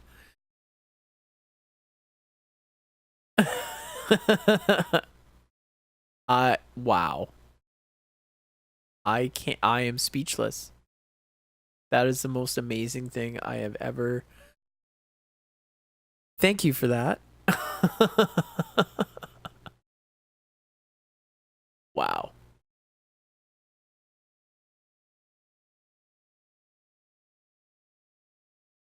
Well, I suppose we can there's a reading on YouTube. Jesus Christ. It's just so ridiculous that it works. Like, I bet it's a bestseller. Like, people would buy that ironically, there is definitely a subset of the population that would buy that for real and just never tell anybody about it. Be like, yeah, I'm into this. All right. Pizza. French fries. Just plain old garbage. Oh, there's a link. Oh my god. Zombies and ghosts are on the loose here. Welcome to Threed. Yeah, that's a little ominous. Alright, let's clean out my ATM and get a little bit of cash money. I'll take out like $2 grand. That should cover it. Hello there.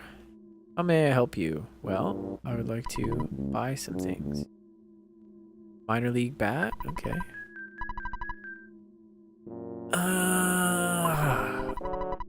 Fucking inventory system. Eat the cookie. Let's get past this nonsense. Minor league bat. All right.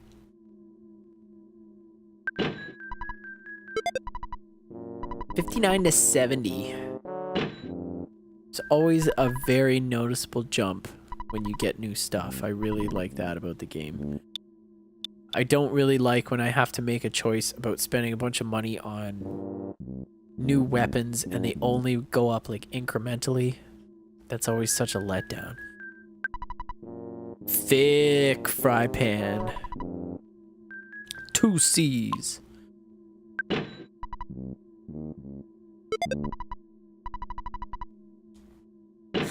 Oh, I got a sneeze trapped halfway in my nose. Just constantly on the cusp of just letting loose. Hard hat. I would like to equip it, thank you.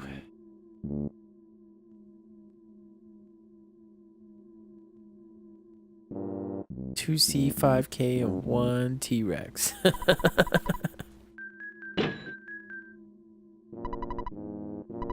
Man, what kind of a world do we live in? Like, obviously a pretty sweet one, I guess.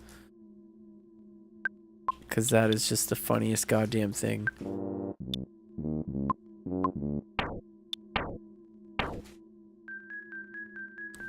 Oh, there's more. There's more books just like that. Oh yeah, no, I've heard of a few. with different dinosaurs. So that's like a whole series. So you can pick your dinosaur. Whichever one gets your goat.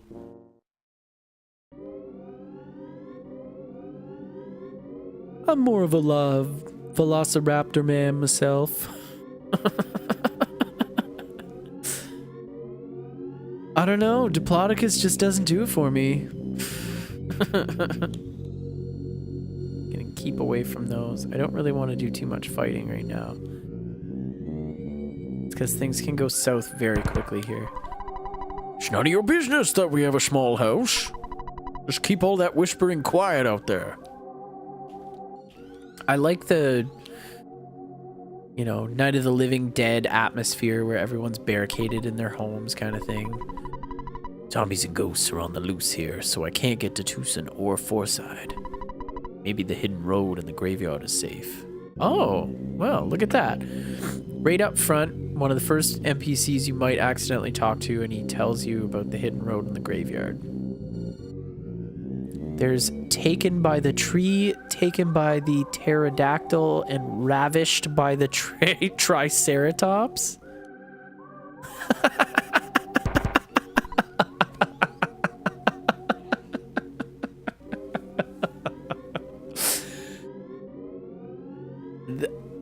This has made my day.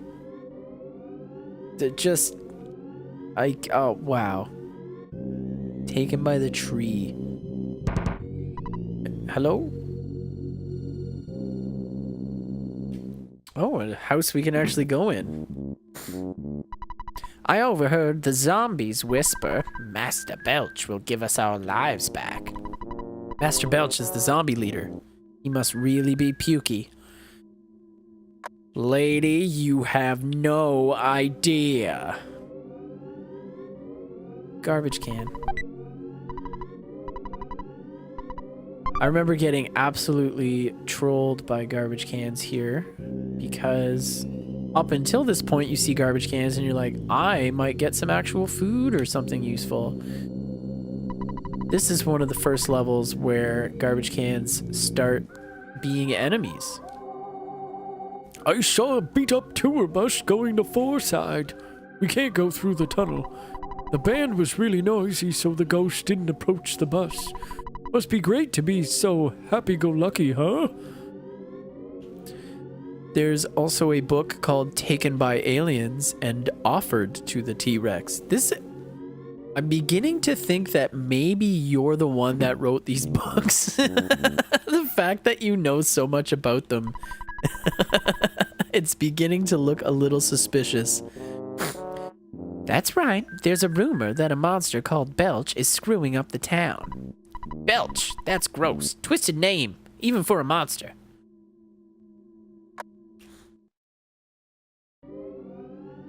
Taken by aliens.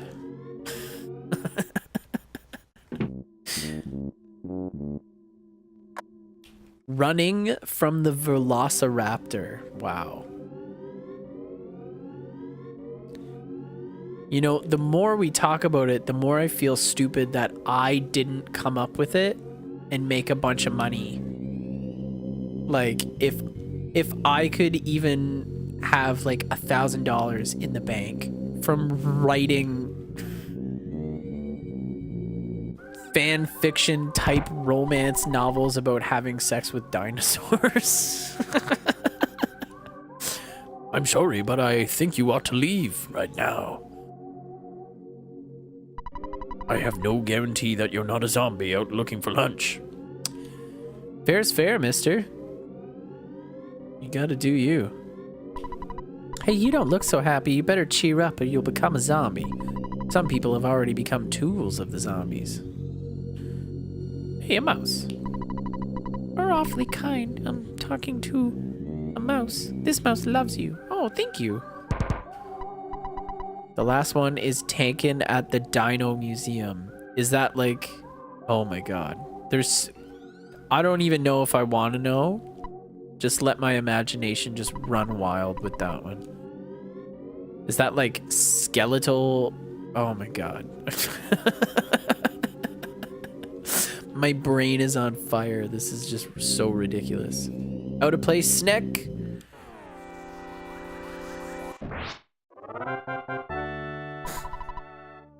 Ness and Paula gained 1 experience each. Alright, Pumpkin Kid and Necrodilia. Yeah, pretty much.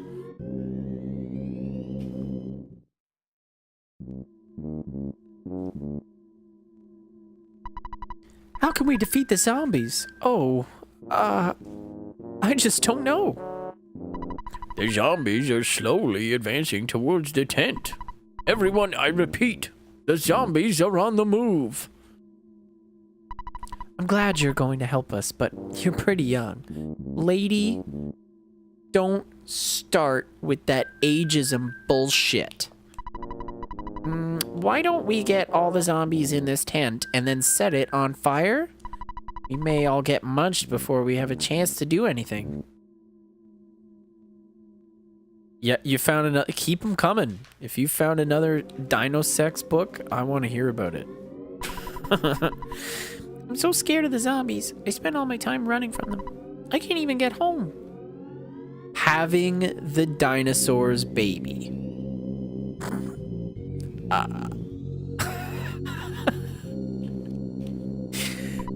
I am speechless. This is what freedom looks like.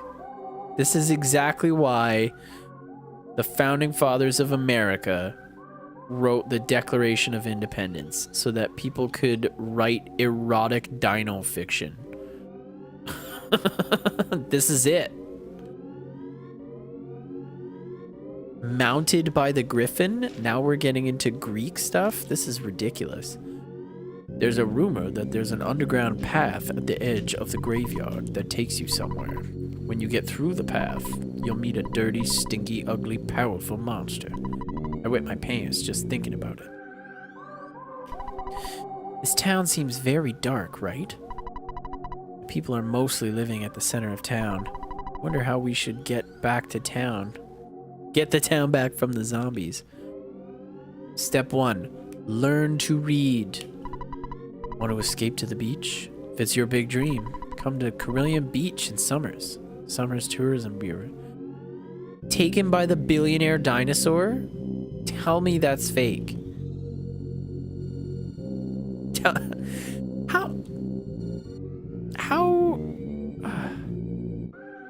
How did the dinosaur become a billionaire? Like, it's not. It's real. Okay. Good, I guess. Who's giving this dinosaur? Is he a venture capitalist? Out there making moves? I don't even... Yeah, I work for the zombies, but I betrayed them too. I'm a con man, so I know the score. Belch gives life to the zombies, but Belch works for Gigas, who I heard might be female. Well, I'm not really sure whether Gigas is a male or a female. I'm a helpful con man, don't you think? A little. A tree made me gay. That...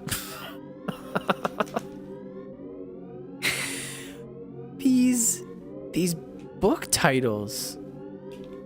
And like...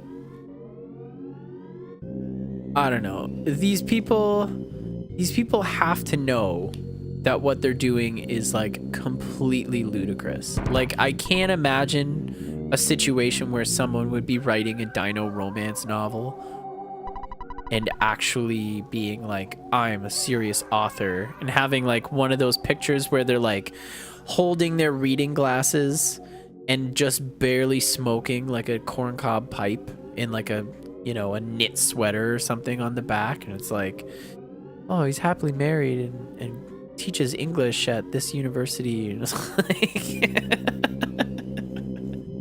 he enjoys building ships in a bottle in his spare time, and he writes erotic dino fiction. My mom told me no open the door cause zombies are coming. That's good. You're a good kid. Don't enter. Well, we learned in 1et that don't enter means just that. Do not enter.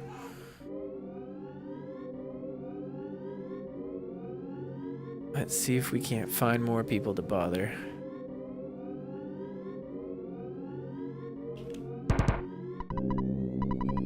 I am a wimpy little guy, so I can't open the door. You know, it's scary. Yeah, no, it is. I'm scared out here. These... I wonder if there is like a literary prize for this type of fiction. Like there's probably like, you know, all these Harlequin novels. They get on... They're ridiculous enough as it is. But they get on like New York Times bestseller lists and everything like that. And there's probably somewhere in the world some kind of reward or awards show or something where it's like you win the award for best erotic novel this year for The Convenient Christmas Baby, or you know, like, so there's gotta be one for like this like fan fiction stuff. I wonder. T-Rex in the Coliseum, so there's an audience. Hint shop realization. Oh, is this crusty old... Yeah, crusty hint guy. Okay. Oh, a couple of marionettes. A marionette.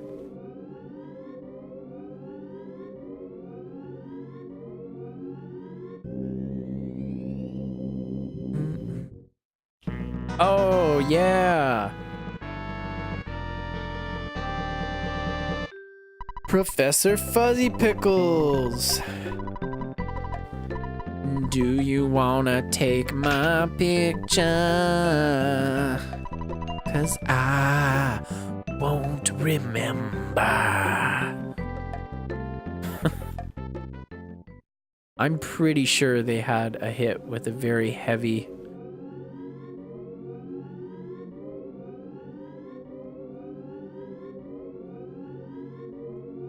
BarnesandNoble.com. What if you are a horse in human form?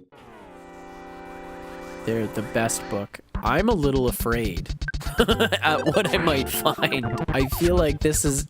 You've pulled back the curtain on this whole side of human literature that is just so frightening to me. I mean, it is objectively very hilarious, but the implications are just startling.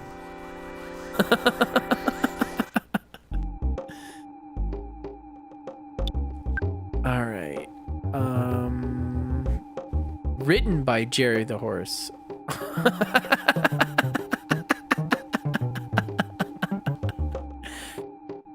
Oh my goodness. Okay. I think it's the putrid moldy man that is not allergic to magic, but I'll just do it anyway. I'd rather not get into trouble. Jason the horse. Yeah, Jason the horse.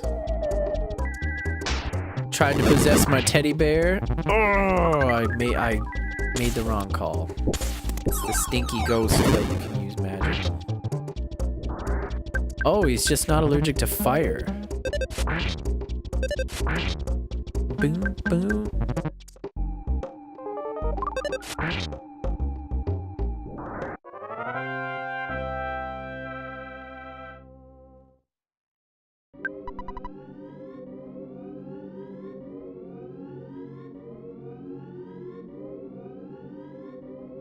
So the book discusses people being horse, like trapped in a human's body. It would be a lonely existence, I guess. I mean, feeling like you were a horse.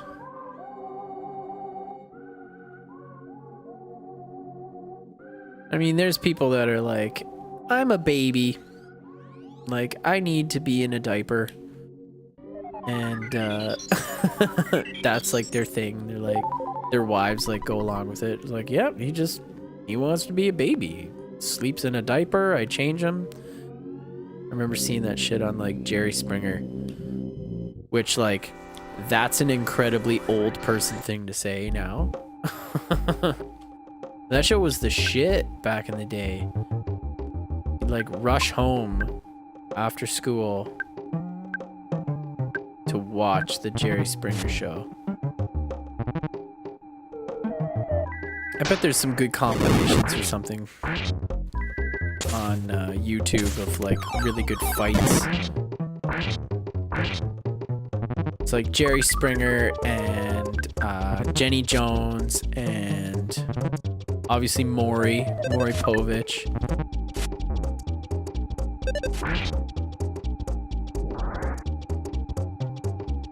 Taken by the Unicorn Biker.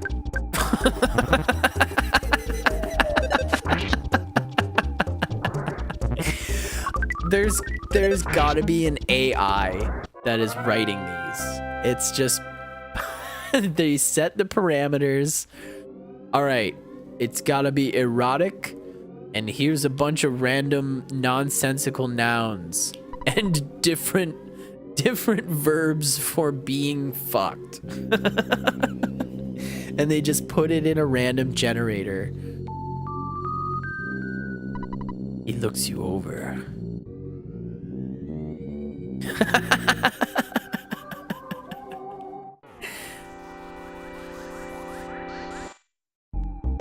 All right, let's try some life up on Paula so she doesn't get taken by the billionaire smelly ghost. Oh, okay, good. Teddy bear, thank God.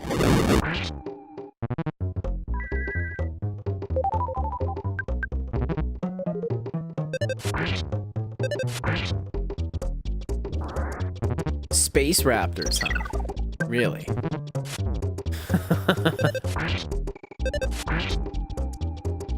They would have to be cooperating with somebody to be able to get their helmets on.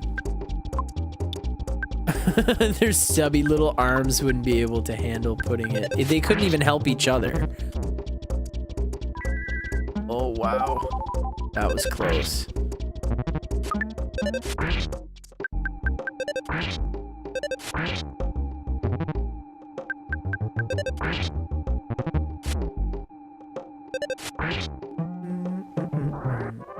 Yes.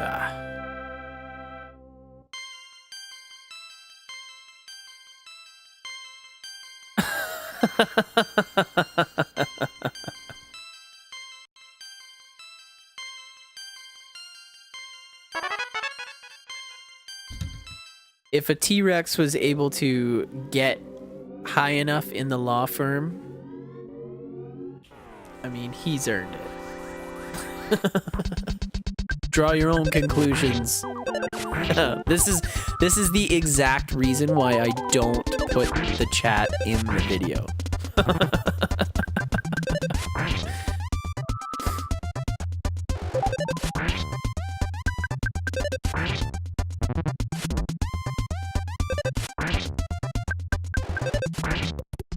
Oh my God, don't kill me.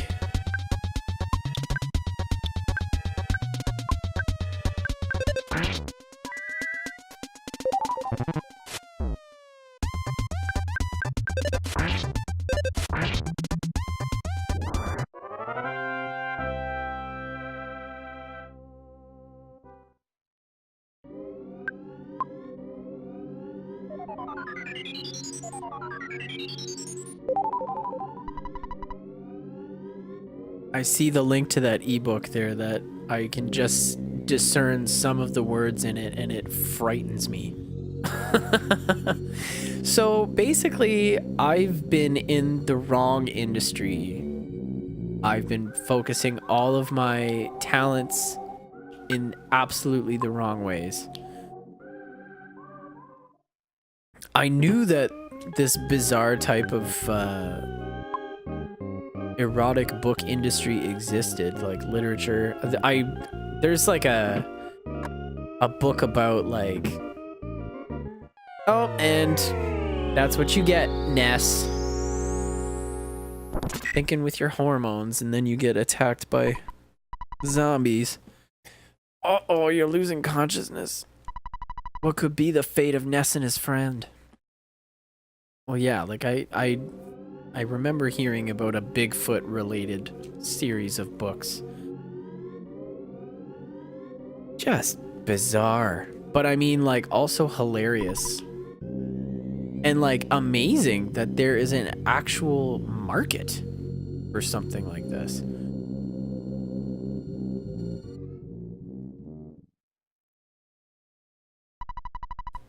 I'm calling out to you who I've never met. I'm calling our friend who we've never met. Jeff! Jeff, we need your help. I am Paula, and I am with another friend, Ness. We are trying to contact you.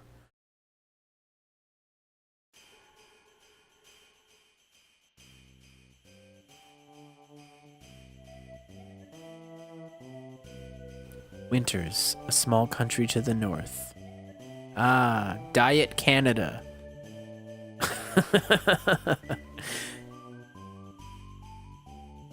Jeff is Canadian, confirmed.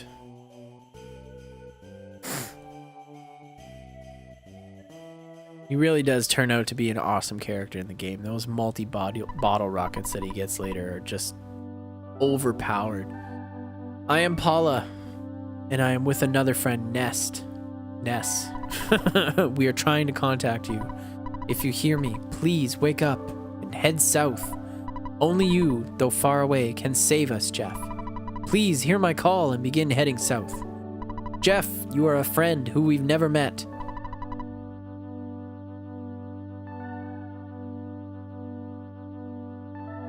But you are our one and only hope.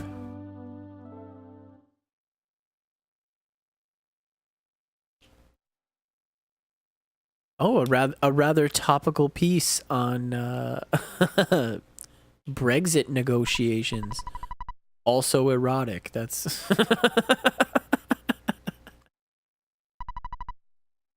You know the dorm rules, right? You get caught, you'll get punished big time. What's wrong, Jeff? All right. There must be some reason that I don't understand. I won't stop you. But it's dangerous to leave without taking anything along. Just say it. It's dangerous to go alone. Hey, I think there's some stuff in the locker room that you should get. I'll help you get out of here. Thanks, Tony. Tony is my fanboy. Tony. Tony is my fanboy. Don't kiss me, Tony.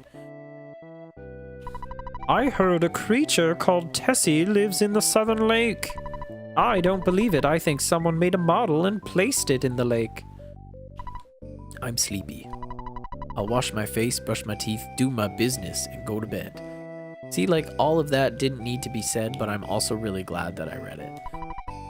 I wonder if the rumor is true that the center of Stonehenge has an entrance leading someplace. Someday we should check it out. I heard a more interesting story than the rumor about Tessie, sorry. It's about the cave boys at Stonehenge. And he claimed to have actually seen them. Cave boys. Ah. Is that our room, or did we already go in there? Presents. I'm so sleepy. Tony's birthday party is tomorrow. I hand decorated each cookie to pass out at the party tomorrow. You're going outside. Stop by and say hi to Maxwell before you leave. He always looks out for the younger students. Maxwell is still working hard in the lab downstairs. Anyway, these days, there are many dangerous animals wandering around outside.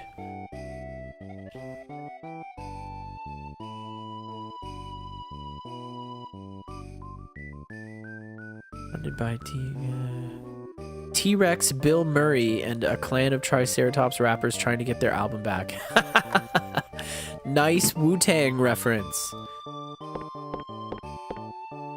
I wonder if... I don't know if you... Well, making that reference, you probably know about the Bill Murray clause in that contract. For anyone in the future who might be watching this video, the Wu-Tang made like a diamond-encrusted album, and there's only one copy, and they sold it for like $1 million or something. And it sold Unfortunately to Martin Shkreli, who was the pharma bro that everybody hated. He went to school for, or he went to jail for like securities fraud. He probably went to school for securities fraud. And anyway, he turned out to be the one that bought the album. And then there was this rumor going around that there was a clause in the contract when he bought it that like Bill Murray gets like 3 chances to break into his house and try and steal the album back. And if he's successful, then he keeps the album. I don't know if that's actually true, but I mean, it's about as plausible as every other Bill Murray story I've ever heard, some of which end up being true. I've seen some pretty crazy pictures. And, like there was one time he showed up at a club with a couple members from Wu-Tang Clan and just went behind the bar and started pouring drinks for people. And no matter what they ordered, he always gave them tequila shots. There's a picture of him doing it as well. Anyway, back to the game here. Oh, Jeff and Tony, you startled me. Are you looking for a late night snack? I'm having some trouble with my project. If only Jeff's father, Dr. Endonuts, were here. He'd be able to provide a great deal of help. I heard he's an astounding person. He was the first leader of our Ultra Science Club. I heard he's greater than Einstein or Heisenberg. Rumor has it he's also very strange. If you're heading to the locker room, take this key along. It's a little bent though.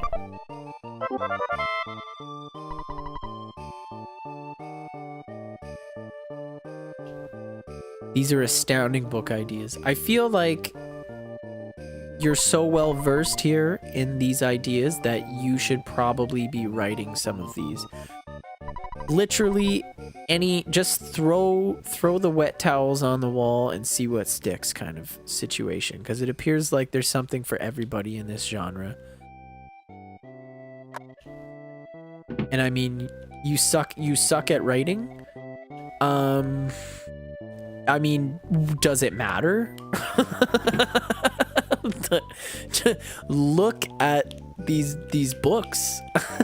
Like it's not like you gotta be Charles Dickens. You don't have to write the next Great Expectations where a dinosaur bangs somebody at the end.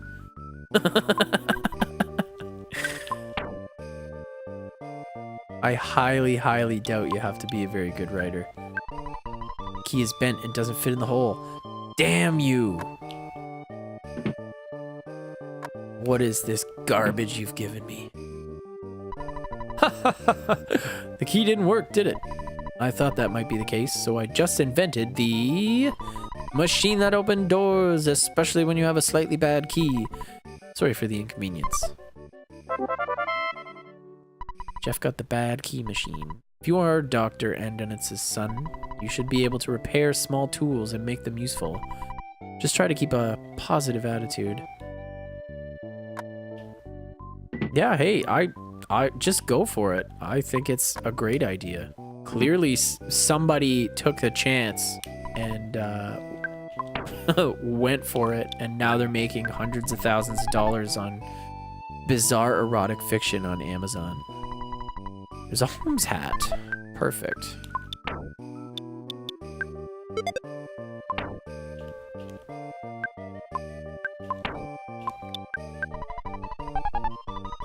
Nothing in the locker. I wish I could just use the check button instead of having to do this every single time.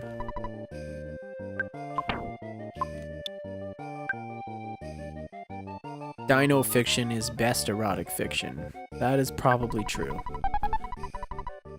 I mean, look how well Jurassic Park did. It's like, what, like 500 million domestic gross? I don't know, I'm just picking numbers out of the air.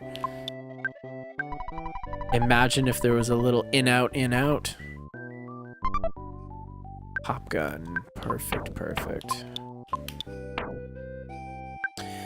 Secret, secret, I've got a secret. I am a dino man. Secret, secret, I've got a secret. with books. That's from Japan. And nothing in the locker.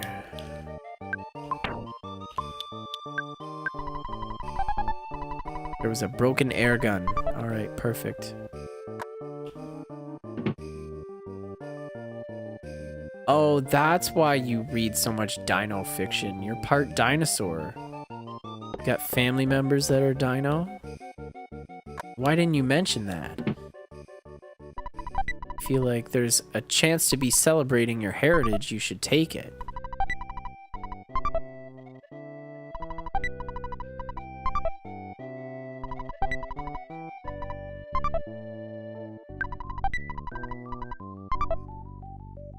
Yes, her name is The Rock.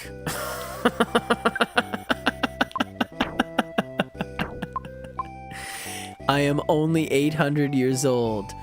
Boom, that's what they call a callback. Very nice joke. From like 2 hours ago. Excellent. Only 800 years old. So that's pretty young for a dinosaur, I guess. Actually, how long did... I mean, I guess we don't really know how long the average dinosaur lived for, but... Well, I guess now there's one in chat, so I might as well ask, how long does the average dinosaur live? Okay, now use me as a step and climb over the gate. Well, I'll say goodbye for now. I don't know where you're going or why, but remember, we are best friends forever.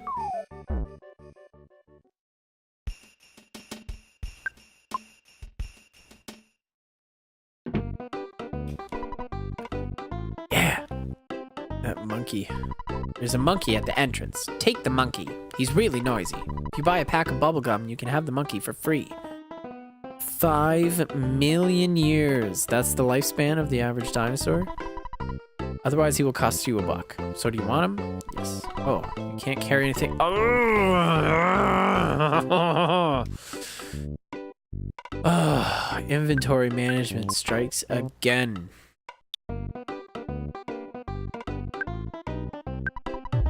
Jeff's ate the key. 5 million years is a long time to live. That's kind of amazing. Is that because, like, my IQ is 3, but in human, that is 2? Ah. Interesting. I never even thought of the human to dino conversion chart. Give me some gum. The monkey got a piece of bubble gum from Jeff and blew a bubble.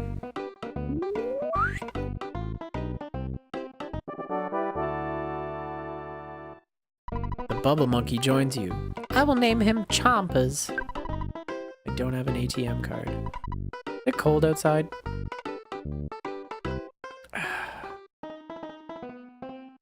Yes, you lit. Oh. I have half a mind to hit that kid. Hello, Maxwell Labs here. Oh, hello, Jeff. Would you like me to keep a record of your journey? Mm-hmm. All right, I have everything written down. Do you want to take a break? No. Become such a hard worker. Gotta get back to work myself. Go for it, bad boy. It's so complicated you don't have the capacity to explain it. Well, that's fine. I mean, I can barely understand converting imperial to metric. And I have the full brain capacity of a human, so I wouldn't ask you to do anything you're not comfortable doing.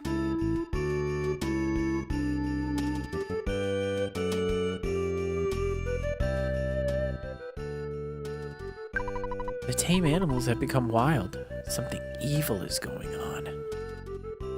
Oh, no, I already talked to you. So why don't you rest here for a short while, have something to drink, perhaps some tea?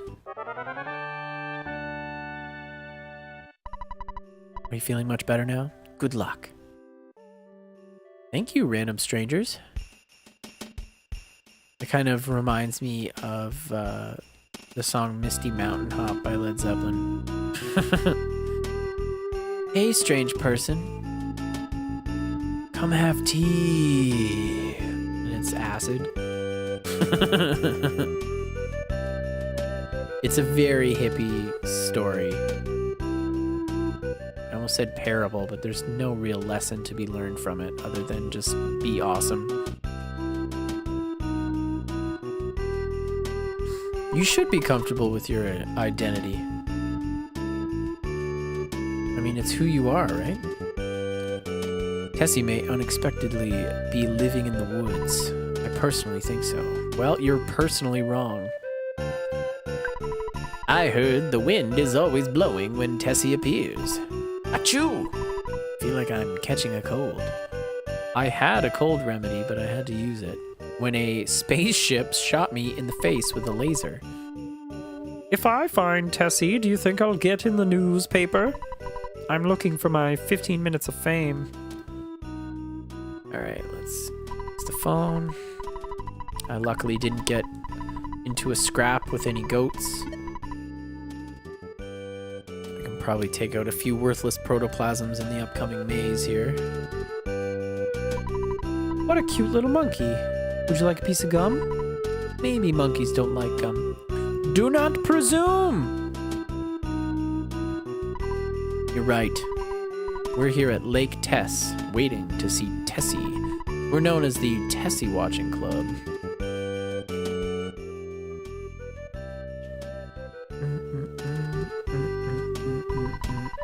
So, you've also been bitten by Tessie Mania. You're in luck. We may be able to see Tessie tomorrow. Hey, stranger. Want some jazzed up tea made of Coke and Coke and maybe 5 boxes of mercury. Yeah, basically. I'm the cook for the Tessie Watching Club. How about some stew? No. There's no need to pay me. All right. You are a friend who I've never met before. Jeff, head south. I am Paula. You hear this message, go to the south. Working through the night, Jeff fixed the broken spray can. After being fixed, hey, dispense spray. Looks like we made it. That is a really cool mechanic in the game. That Jeff's IQ is able to have him fixing things, and some of them are not so useful, but most of them are really good weapons for Jeff. And a few, like the HP sucker, is eventually a really good item. Give me some gum now! I'll take care of everything. If you ever heard a woman in your head telling you to go south, would you? If someone is psychic and they're telling me to go somewhere, I'm going to expect it's a trap. But I'm a naturally not a very trusting person. Especially when people invade my personal mind space without asking politely first.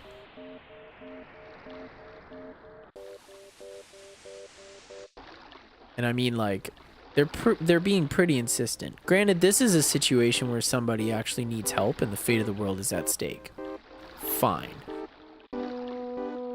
This is also one of those situations where, like, in movies, certain plot points where, like, things go horribly wrong and become a shit show could be avoided if people were just a little more clear on the details. Like, Paula isn't actually saying anything about, like, look, there's some monsters and there's a magic thing going on. We need you to help us out. We're locked in a room full of zombie dogs and ghosts and stuff. Like, none of these details whatsoever. I don't know. I feel like maybe, like, he's a good boy for going for it. Like, thank you, Jeff, for being so trusting. But good God, man, this could be a trap. You don't know who's on the other end of that psychic phone line. All right, we've reached the other side of Lake Tess. I knew it was gonna happen sooner or later. Let's fight a goat. Not just any goat, the gruff goat. Thank you. Bubble monkey coming out swinging. Hopefully I grabbed enough cookies that I can survive. Gruff goat, yeah, he's definitely working that namesake.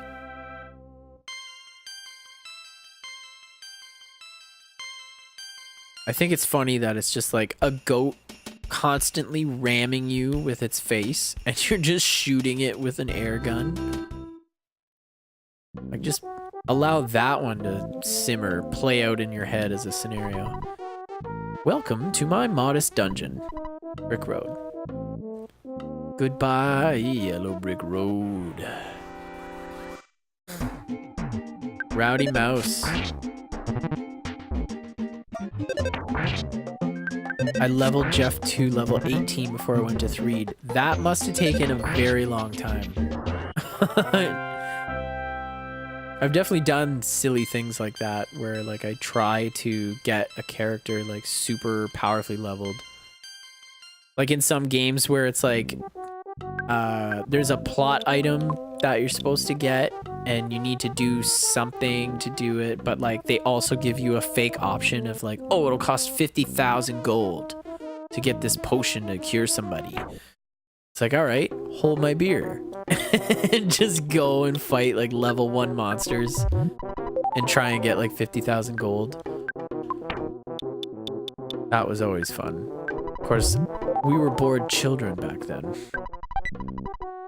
Bread roll, that's nice for security. What level is Jeff at now, actually, when you get him? 4. Jesus. Yeah, level 18, that would take some time. You got the patience of a saint. You got the patience of a statue. This one is one of my favorite sprites. Battle sprites, I think. Like, look at that duck's fucking face. It's just like, it gets funnier the more that I look at it. Now we are bored adults. To satisfy that, we just go to the bar. Yeah, well, I hear that. I spent a good portion of my young adult life going to bars because I didn't have anything better to do.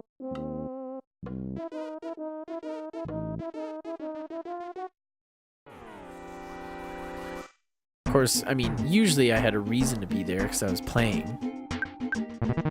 But more times than not, I'd just be like, I don't know what to do with myself. I'm just gonna go and drink and be around people. And then as soon as I get there, I realize like, I don't really like being around people, so I better get drunk so I don't mind it.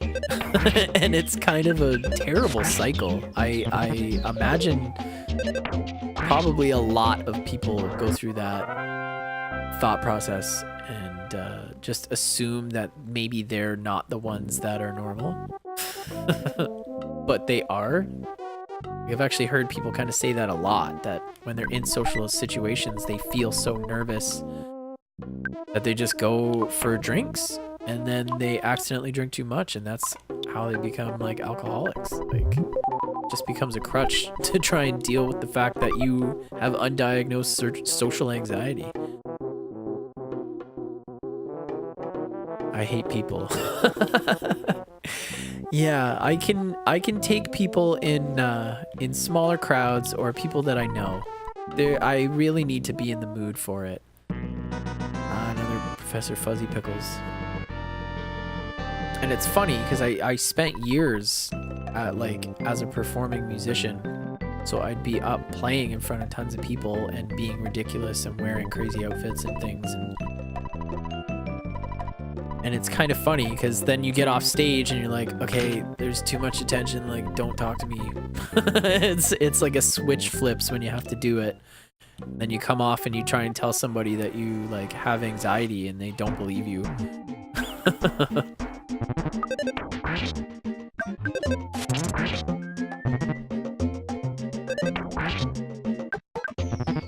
I don't think I'd be able to shoot a duck that looked like that. Big googly eyes like that. Just too hilarious looking.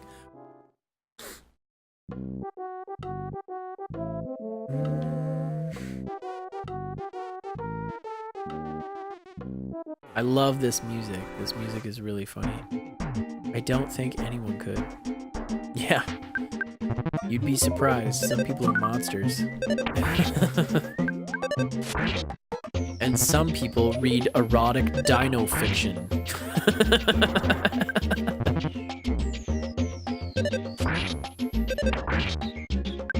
I might need that bread roll. Oh my god. Please. clutch.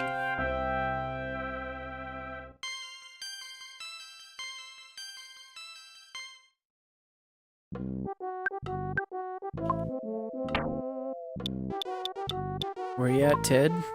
Now those are my kind of people. Yes. You've made that abundantly clear.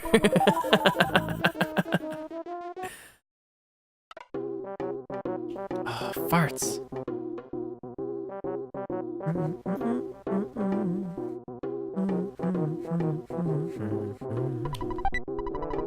A croissant. And some people shoot blobs of jello with a gun. Touché. You certainly got my number.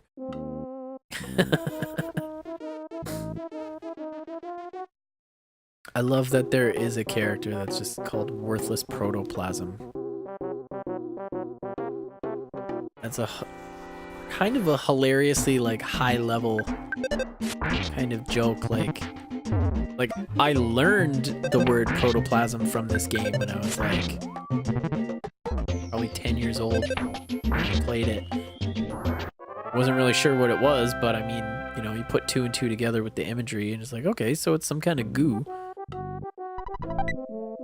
Still not as worthless as the coil snake. You are right. That snake is just... like, stop being everywhere. What are you doing? You don't have to prove anything to us, coil snake. And he's just like, "Erp. I can be something. Like, just go home." You give 1 experience point. You served your purpose. After the first 5 minutes of the game, it was useless to even talk to you. Stun gun. Set phasers to stun. Alright, let's call Maxwell. Maxwell's silver hammer. I bet that's another Beatles reference there. The fact that Maxwell is all alone doing science on in his little lab there. Maxwell Edison, majoring in medicine, calls her on the phone.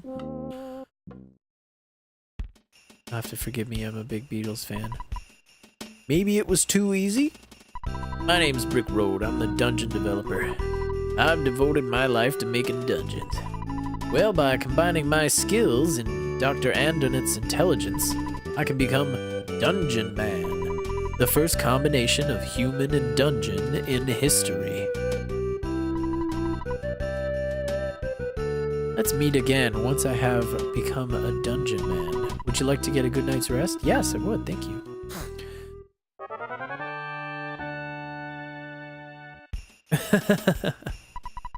I'm guessing you're referring to the snake or referring to me. Either way, it's pretty funny. Alright, next cave. Next cave. Oh, I didn't even see those bugs. Fuck, okay, this could get deadly. Yes, the snake. Okay. Just quickly checking to make sure all my personal information is hidden. Yeah, no, we're friends. This is fun.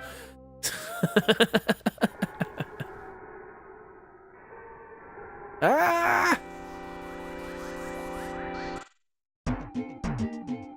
This rowdy mouse situation.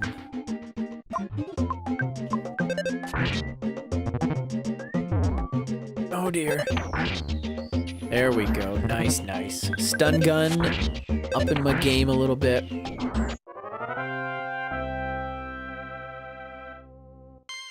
Just level is now 7. Work it out, Jeff. Work it out, Jeff. Oh, Slug City. Must get present. Not for me. Oh, Bubble Monkey. Coming in with the slam dunk.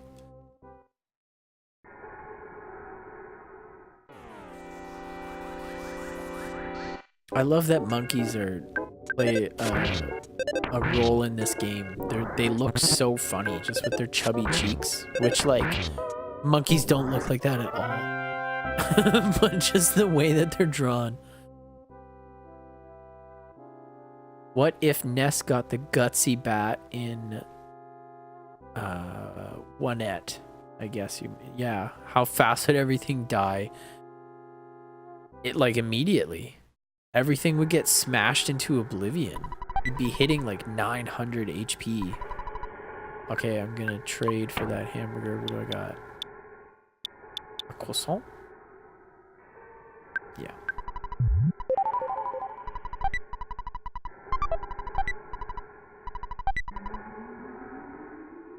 Yeah, I've never managed to get the gutsy bat.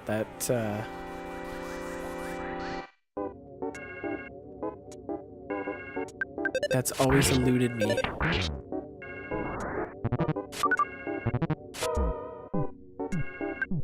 And I don't even think like save states wouldn't necessarily work, right? You were playing a randomizer and it happened? Oh my goodness.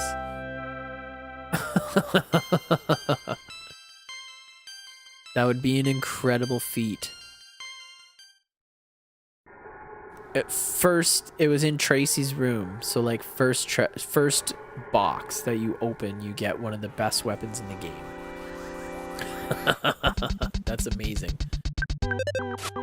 Yeah, I love watching people do like Link to the Past randomizers, and like one of the first or second people that they talk to, like I've seen one where like they talk to the bug kid and they get the Master Sword.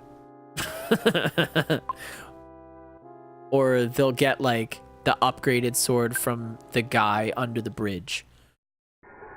Just like, yes, okay, now we're talking. Into the Past randomizers. Yeah, that's one that I feel comfortable that I could do. Some of the randomizers, like, I don't know, people doing like the original Zelda randomizers, I don't think I could do it, because that's the one Zelda game that I don't know it as well. I can beat it, but there's just so many places where it's literally like you have to bomb a random spot and I can't always remember them. So that would make things tough for me. But like a Zelda 2 randomizer or Link to the Past randomizer, I feel like Link to the Past randomizers are the ones that kind of have it best organized and best put together. Like it covers it in a way that it's still a playable game. Like I feel like the Zelda 2 randomizers just make it such an insane mess that you can barely even navigate the map, which is its own kind of challenge. Like it looks hilarious. I love watching videos of people playing it because they get so frustrated because it's just absolute chaos. I feel the Link to the Past randomizers is probably the best blend, and it keeps the map so you at least know where things might be. But yeah, I'd really like to do one of those. I figured I would do this game just because like it's a really chill game, so it'd be a good first game to kind of just get my feet wet. I don't know if you could tell, but this is like only my third time streaming. So it's a pretty fun game and I like it a lot, and it's like it meant a lot to me as a kid. So I figured, yeah, you know what, like if people come in, you can chat, or you can just ramble by yourself for hours and hours and it doesn't even matter. Oh, farts. Should have ate that hamburger. Jeff. I think I'll only, it's only gonna be just outside of here, right? It's true, you are the only one here. For now. Nope. I mean, you gotta start somewhere, right?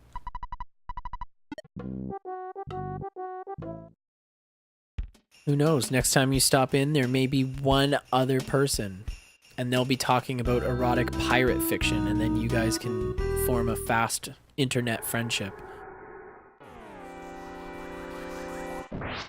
I wish the end message was, wow, Jeff, you got your ass handed to you. I think that's kind of what they're getting at.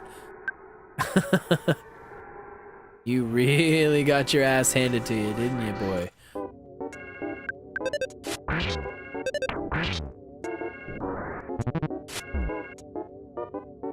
Yeah, I'm kind of in the middle on what game I might want to stream next after this. I've got a few more sessions yet to play. Obviously, we're still pretty early in the game, but I've got a lot of options. I think I'm gonna keep it in like the RPG kind of vein for a while, just because the amount of wandering around and grinding, and it's pretty casual. You don't need too much of a focus, so that way I can at least kind of divide my attention a little bit more. That way it's not just like big giant gaps of silence. There's nothing I don't know, there's nothing worse than being like, okay, like streamer, not many viewers, like let's just give Link to the Past randomizer. Yeah, I think I might. I kind of want to play the game through once. I think it's been like maybe 3 months since 3 or 4 months since I beat it.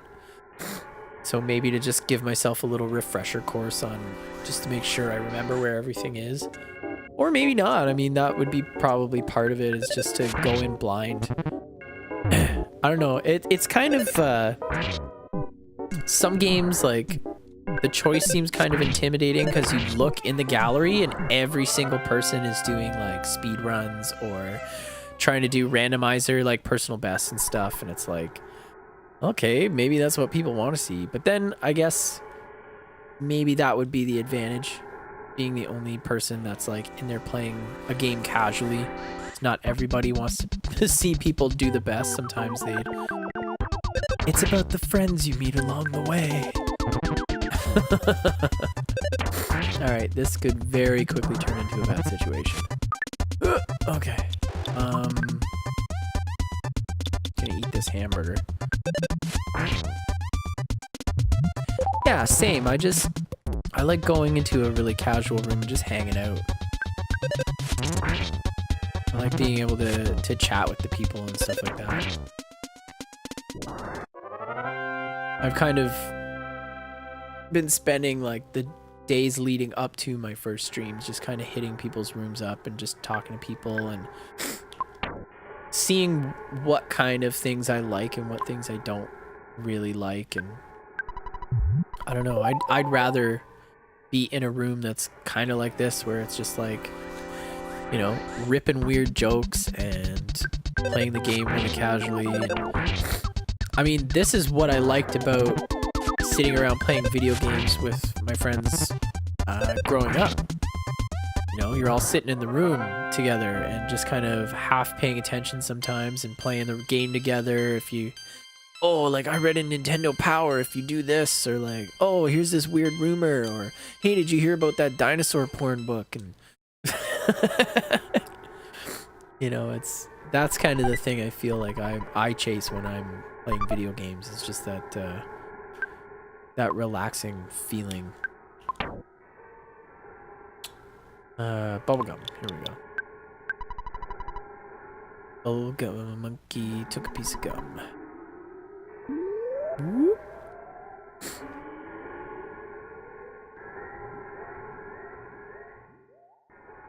And yeah, I mean, it took a bit of time to kind of want to get streaming.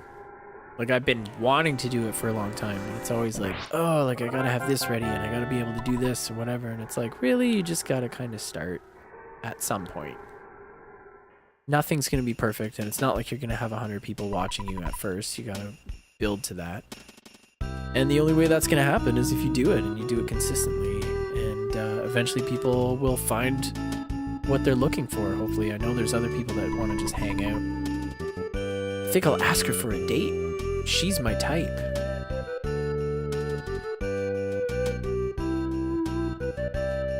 He likes girls with bows in their hair.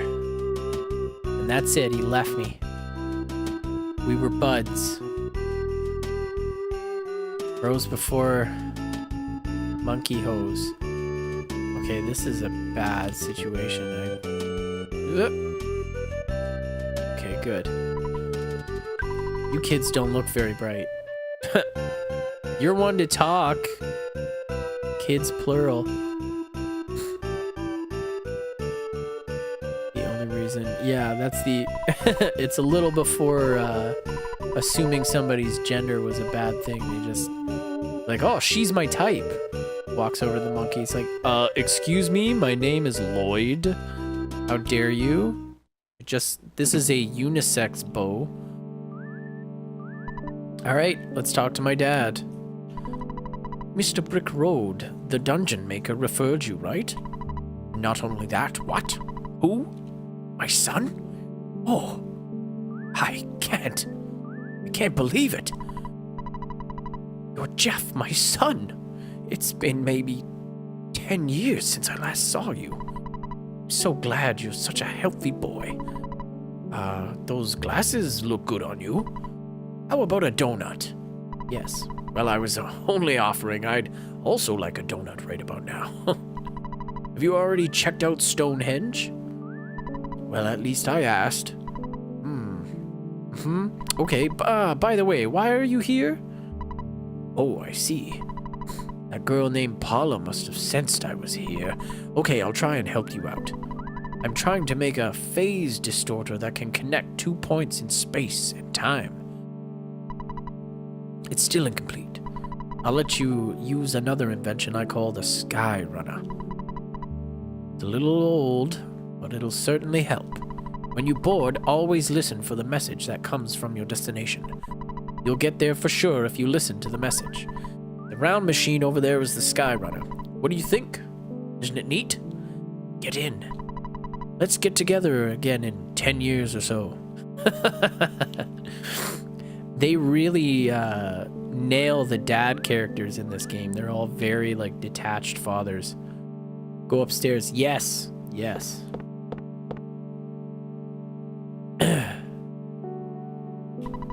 Jeff, open the present. Broken pipe. That becomes the... Is that the slime generator, I think?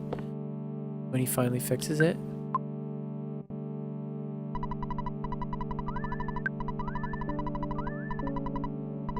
No? Is it the... Or is it the shield generator? Or maybe the shield killer? I don't know. Well, we'll find out eventually.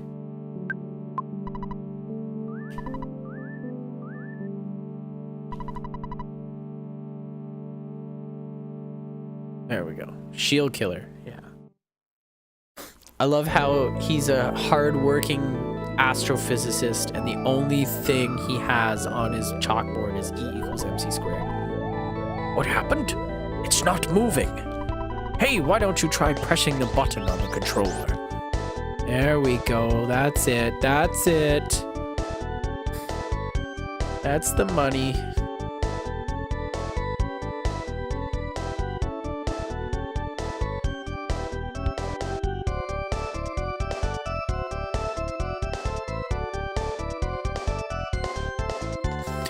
Then self-destructs when he presses the button. You just got razzed, son. Jeff, push the button. And then he just wipes his hands. He's like, yep, no more child support.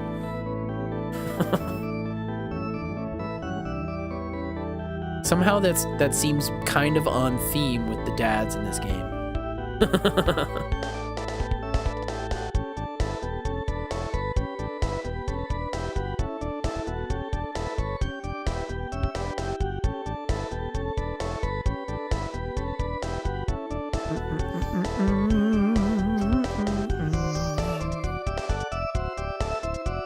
No more checks to the missus, yeah. I feel like that's what he was going for.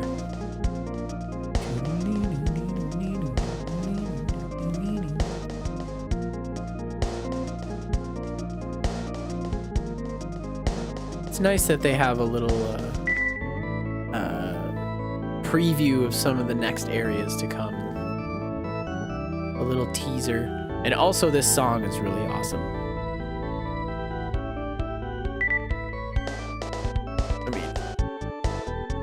I'll say that about everything, and I'll say it every single time. I don't really care.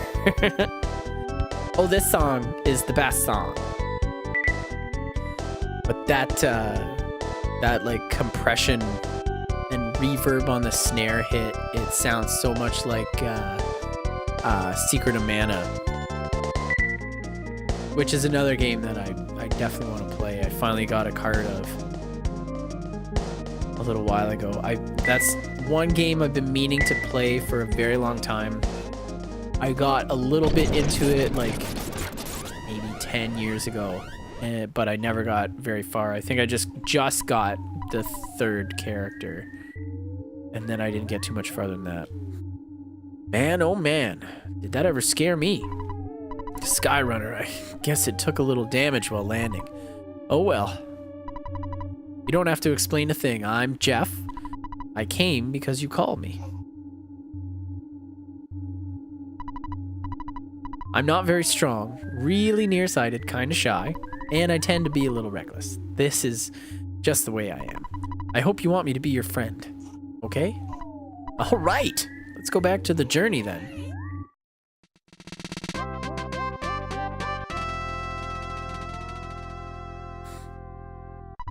Alright, well. Door's locked. Oh, right, bag key machine. Alright, well, I've been at this for about 3 hours. I think once I get out of this, I'll go find the hotel and save.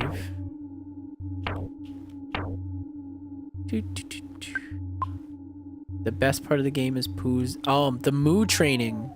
Yeah, I like that part. That was a very, very bizarre thing to go through. There's a lot, like, this is a very dark game with a very shiny, cartoony veneer. But yeah, Pooh's moo training is a great part of the game. Dalam is always a really cool spot. The music, again, very cool, creates a very cool atmosphere. And just getting that final character and seeing, like, this really intense, like, you know, like almost Nepalese Buddhist, Indian kind of influenced place. Where am I going? Fuck. Hotel, motel, Holiday Inn. Alright. I shall use the phone. Call my dada.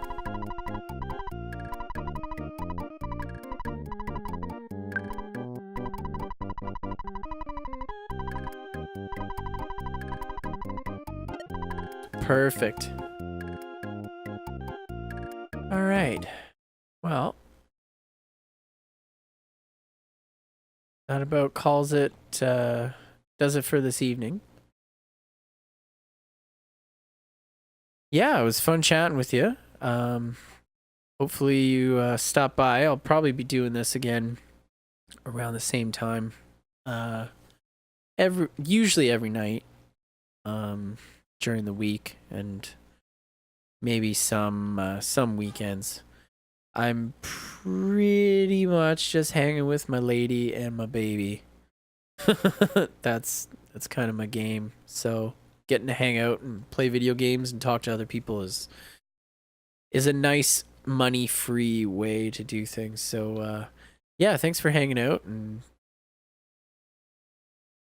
more dino erotica. Perfect. Keep it coming. All right, well, that ends the stream for the evening, and let's see. Oh, I closed that window. I'll just put up a picture of Roger. Yeah, there it is. There's our Australian swole boy. Rest in peace, sweet Kanga Prince. Take it easy, everybody. Good night.